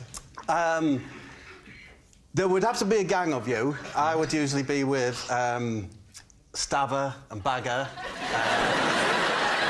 I didn't realise you knew hobbits as a child. Neil Overall, Jerry Dungaree's son, of course. Didn't take his father's name. Hated him. Hated him. So, and Gary Cheeseman would be there. The reason he was called Cheesy is because his mum used to give him a cheese. Do you know the cheese slice? Yeah. Oh, yeah. To take out with him when we were hanging around the shops and that, because she thought it was good for his spots. And she'd want him to personally slice. Surely it's because of his surname Cheeseman. No. Surely that was part of it. Do you know, Gary Cheeseman was a big lad, yeah? A very big head. A sniper's dream, they used to call him. Oh, he's such a nice... The thing is, he's such a nice lad. And he was a... I love these points in the show where we say, Bob, let's all gather around the fireside and you can tell us tales of your youth. So the rules of the game, of course you will know. The rules of the game. Theft and... Shrubbery. Were relatively simple. You had to creep into the back of someone's house and observe the family watching the telly or whatever they're doing, yeah? It's getting a bit sinister now, Bob. Yeah, I know. Is this at night? This is on the evening time, yeah. So the family, as it were, backlit by the domestic lighting? It's beautiful. Yeah. And then you'd find one where the curtains were open, yeah? Go to the rear of the garden, and then you'd slowly walk towards the window, right? Try not to disturb them, and you'd chant, increasing the volume as you went. We do beg your pardon. But we are in your garden. And then you gradually get closer and closer to the window, and as soon as you were seen, that's when shrubbery comes in. Which was what? You were not allowed to escape via the front of the property. You had to go across all the fences. Because you're teenage, what you're really waiting for is someone to make a noise or give yourself away, so that you all have to go run through all the gardens. That's the shrubbery part. That's the shrubbery What's the theft part? The theft is... We just always felt that we were stealing something from them. I don't know. Their privacy, their dignity. So you're going up the garden saying louder and louder, we do beg your pardon, we are in your garden. We do beg your pardon, we are in your garden. You're shouting. How loud would you get? People who are hard of hearing, you could be going, we do beg your pardon, we are in your garden, before they notice it. Yeah.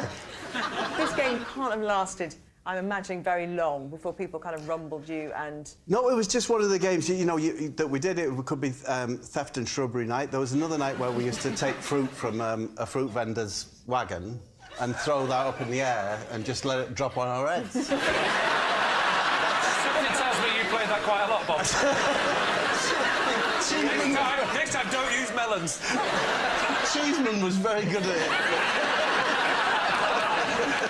So what do you think, David? Steve, what do you My think? concern is that the details are so utterly believable and sound like they're real that if it wasn't actually a game, he spent an awful lot of time looking through people's windows. I'm coming down on the side of truth.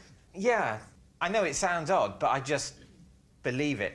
You're going to say true? Yeah. OK, so, theft and shrubbery. Bob, truth or lie? I was telling the truth. There you go, sir.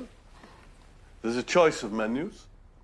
Chicken or chicken, yeah? No, sir. You can have chicken in a basket. Yeah.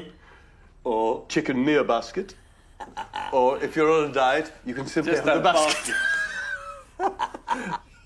Well, on that note, Yeah. would you like another pint? I would love one, yeah. No, we're closed, sir. Oh. You can get out.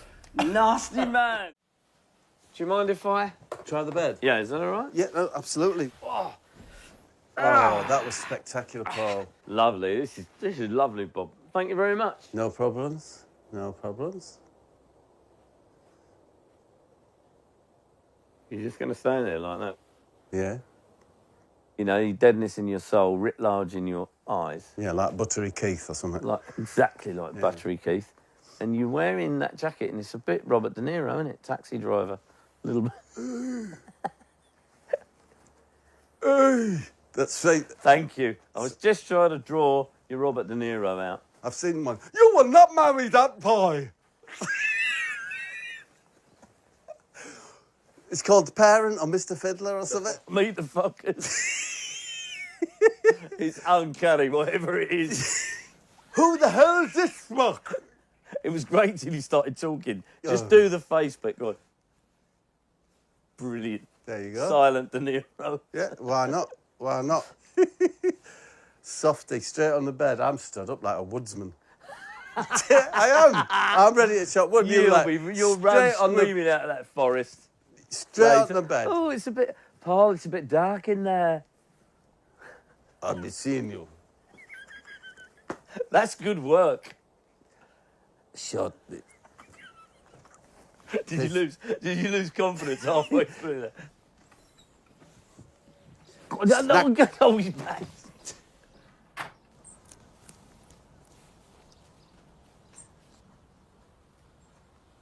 Dawn of time, in fact, since the dawn of Tony Orlando, pop songs have had a story to tell or a message to deliver. In this round, we want one member of each side to describe 3 songs to their teammates in just 1 sentence. They can't use any of the words in the title or name or describe the artist. For example, the joys of cohabiting in a lemon-coloured submersible should prompt the answer, we all live in the yellow submarine. We'll start with Sean's team, which means you, Bob, and here are your songs. Oh, right.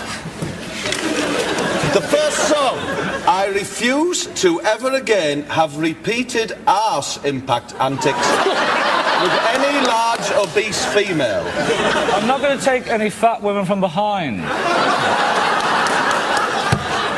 Is that Mark Owen's new single?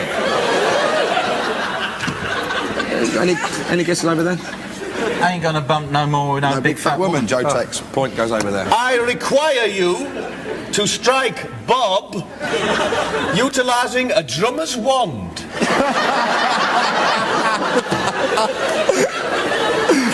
Hit me with your rhythm stick. Yes.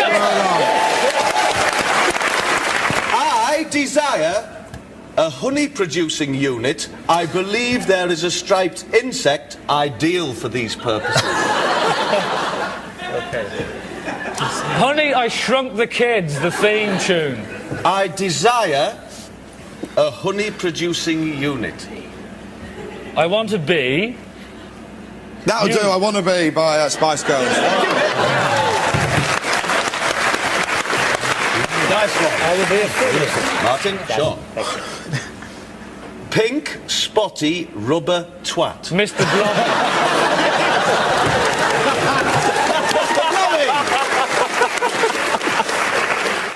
I think you look at those. Take All a right. good look at them. It's like, you're like one of those masks you get in a joke shop. Okay, and smile. Yeah, well done. And can you frown? Well done, and surprise. Well done. So you see these lines here? Those can be softened with anti-wrinkle Right. injections. You can soften these lines. Yeah. This man needs those injections. This is not a case of, well, you could, you know. Are you going to have any? Because you know, you've got a few. Your lines are obviously not as deep as his, but... Yeah, but I win on the hair front, Bob. Yes, you do. That's the... How's it going? It's got kind of like absolutely no taste whatsoever, and that's kind of like its unique thing.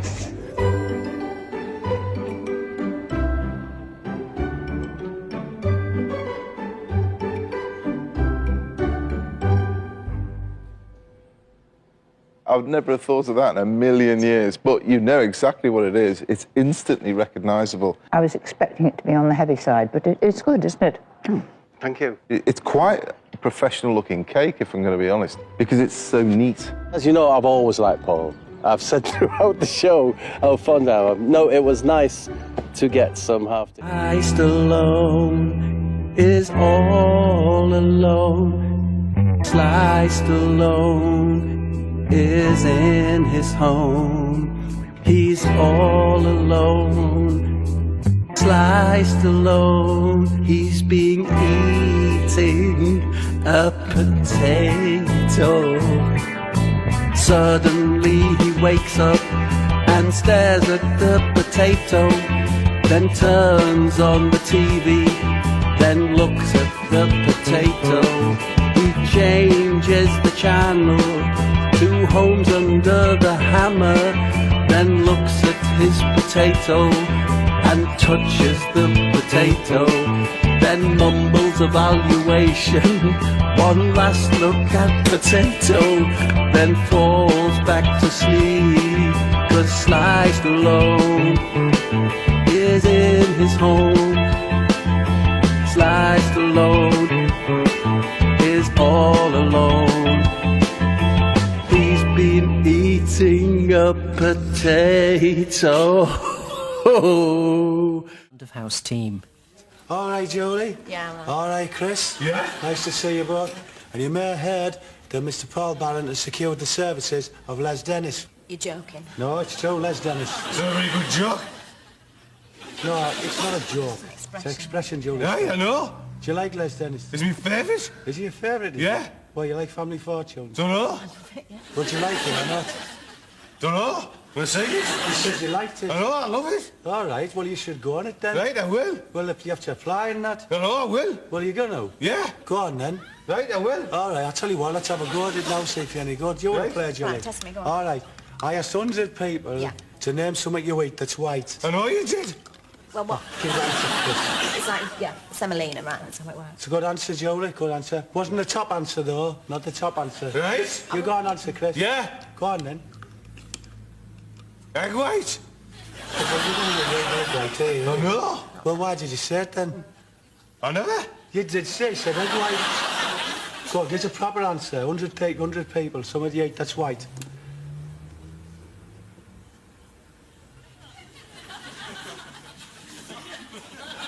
Wool. Cotton wool. Cotton wool. Ah, Pack, it's not worth it, Chris. Cotton wool, you don't eat wool. Now... I know. Oh, well, why did you say it, Chris? Now, you've probably noticed Rupert isn't here tonight, right? He's off sick. Well, one young Chris to look after Mr. Les Dennis tonight. Oh, no, can't I look after Mr. Dennis? I think he's gorgeous. I know. Well, you may don't know. It's a job for Chris to have a bodyguard thing, you know. You'll be busy on the floor anyway. I'm sure you'll get to see him anyway. You haven't met him, yeah? You might not like him when you meet him. Calm down. All right. I'm a nut job. I'm a soft lad. I spent 6 months trapped in a cat flap. I store walnuts. I eat tin foil. I went to Pakistan just to buy a tin of sand. Jordan, this is Peter Beatty, feeling the Geordie force. You've got to find a new purpose in life, a new way to fulfill yourself. Have you considered trying a chicken wrap? Oh, don't talk soft, Peter, you fucking Doyle. He needs to get himself into fucking eggs. A dozen every day, fried, scrambled, poached. But if the poachies had better be very fucking runny. But I'm a fruitcake, I'm a crackpot. I throw onion rings at sailors. I'm a barn door, I'm a bed spoon. I once threw a snake at Paloma Faith's face. Oh dear me, say I'm a bit excitable there, John, you know. I often find that standing still and staring at things like a pipe or something for a few hours can calm me down, especially if I comb my hair as I stare. Are you and your fucking combs, you spooky clown? What he fucking needs to do is get a Police Interceptors box set and have a good old fucking watch whilst he sucks on a nice cold hard boiler. Oh, Paul, I'm a nut job. I'm a bread bin. I got carpet zips on me stepson. I'm a fruitcake. I'm a flatbread. I've got 7 dead pigs in the garden shed. Oh, fucking hell. I invested in a reverse toilet. You sit on it facing the system. Oh, I thought you were talking about a machine that forced it back in. Because I'd go, I don't need that. I need that like I need a hole in the head. It was with an American actor. I invested £350. Which American actor? One of those that was in, like, not Brat Pack, but... Christian Slater. Christian Slater? Okay, sure. No, bang on. Christian Slater. I did a movie with him called Churchill, The Hollywood Years. Yes. I explained to him that I think the toilet should be reversed. Go on. So that you can utilise the system. To put your laptop on? Put your laptop on. Yep. Or a little game or something. Knitting. It never came to anything. How much did he put in? 350 quid. We thought 700 quid would get us the drawings. The drawings? The truth is, right, all you need to do is sit down the other way. I don't think you need to draw that. Ah. Richard, do you want to have to take your trousers entirely off when you go to the toilet? No, because that's shoes off. And depending on what's happened, that might not be safe. But are you beginning to understand why we needed drawings? Are you beginning to warm to the idea? I'm not putting 350 in, Bob. I'm not getting burnt like Slater. Are you still in touch? No, of course you're not. He was badly burnt, yeah. You frickin' ruined Slater. He came back like Jack. Mum, I met a guy. How much did you give him? Only 350. The initial drawings. 350. That was meant to last you for the entire film, Christian. You spaffed it all on this back to front toilet. Give me his name, who is he? Robert Mortimer. No, don't want you to call him, Mum. Has he got any history of designing toilets? He's not in toilets, Mum. Christian, every time you're on a shoot, Christian, I give you your per diems for the whole shoot, and you lose it on the first day. Would you be interested in an invention that removes the gubbins from kidneys? You know the white stringy bits? Okay. I don't have any drawings to show you. What's the plan? Well, the kidney meat is the sweetest meat. Yes. But it's a bit difficult with those things. Yes. So if we could remove them with, say, a chemical. Something a chemical that doesn't dissolve meat. But dissolves strings. Strings. I think that could really work. You'd like to see the drawings, wouldn't you, at least? The first stage for me would be drawings. Yeah. Well, how much that's you a need? tier 1 investment. It's up to you, no pressure. Absolutely no pressure. No pressure. There's plenty of other people queuing up, and I can only take 10. I'm sure there are. But we are in your garden. Peace to you. This is Keith. He's my oldest friend, and when we were at school together, we hid a dictaphone in the classroom ceiling to confuse our teacher. So not to record, but to play stuff? Yeah. What sort of stuff? Well, it was important to keep a gap at the beginning, so we let it run for about 15 minutes. And then there was the noise of a fly. For a brief period, then another period, to confuse the teacher. Where would you get the noise from the fly? You'd make the noise. We'd make the noise ourselves, Well, let's I'm hear not your paying fly for no noise. fly to do it. Let's hear your fly. It just sounds like a fly. Can I hear your bee? We didn't do a B. Do you know how to do B? Just like that fly. Oh, no, it's more wholesome if it's a B, isn't it? Show me the difference, David. Well, I don't know. I'm not... Do well, it. I'd say, OK, a bee would be a sort of a footler. No, that's a bumblebee. Whereas a fly is a... Very good. That's good. Very good. Do you see the way he just slipped straight in and out of character? So yes, there was silence. Yeah. Then a little bit of fly, silence, a little bit of fly, and then, quite loudly, but not to frighten anyone, the word wolf.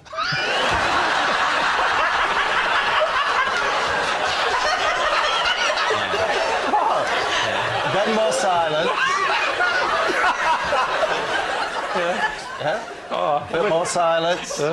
Then Speedway Stadium.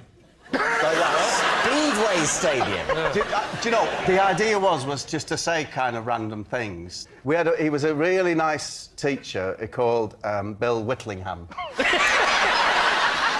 How did Bill Whitlingham react to these random sounds? Well, Mr. Whitlingham left the room and said, "Can you sort this out by the time I've gone back? Can you sort whatever it is that's going on?" And there was a cupboard in the corner where, interestingly, it had, like, exercise books in it, pens and that, but it also had, in a little cage, a hand lion, which is a robotic, it's a battery-operated thing. What? Are you just saying any words that come into your head? In any order?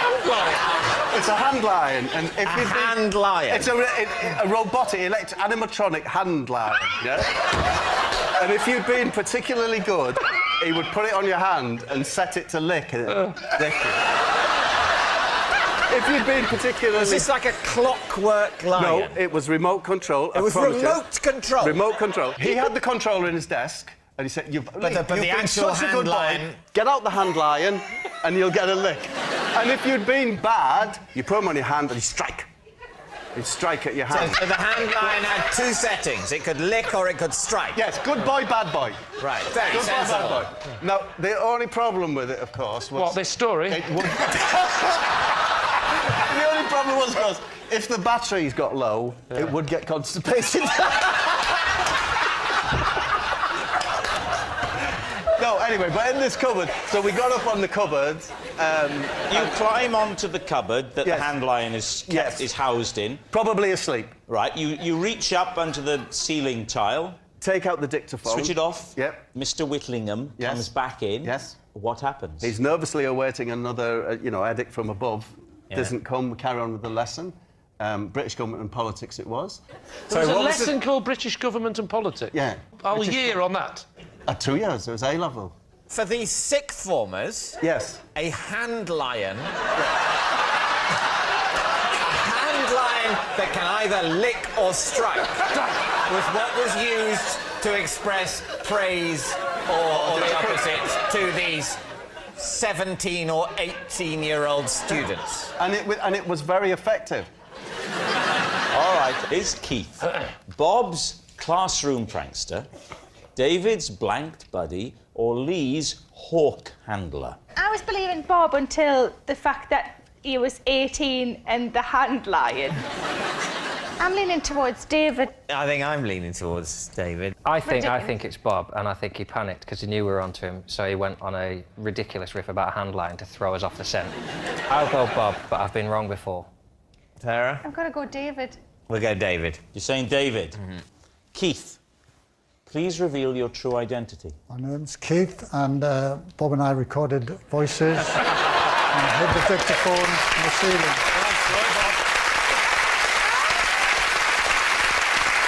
Yes. Keith is Bob's classroom prankster. I would never have believed all that stuff about a hand line was completely true. Thanks very much, Keith. Thank you.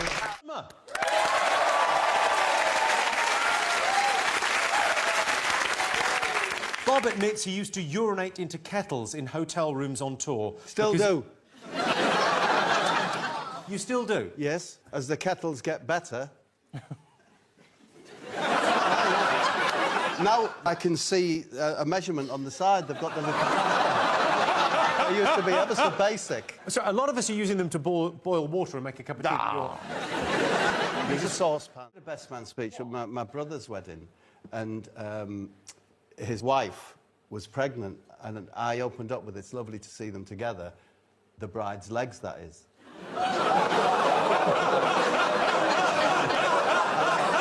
I promise you that the bride's family left the restaurant. Very. It's all on you. Come on, Bob. Well, what's your 6? Here it comes. My 6 is wing-core, as in the one delivering the wink.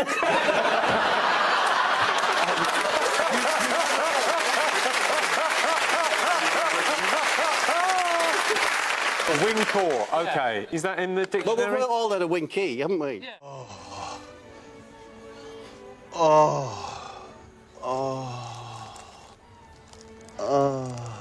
Cake. I feel you, cake. Oh, those cakes you've got. I know, they're lovely, aren't they? They're made here in our kitchen. I had a little lie down on them, I've got to be honest. You should have bought one. I didn't buy one, I stole one. But don't tell on me. What is it exactly I'm writing, sir? It is inappropriate to kick Robert's chair. OK. How many times? 20. It is inappropriate to kick Robert's chair. It's always the same faces, isn't it? Always the same boys. With the smoking and the drawing on the toilet walls, isn't it? Sick to death of seeing your face in here. Put me off my spelling. Is that back chat? You're a curious teacher. You bottle of water.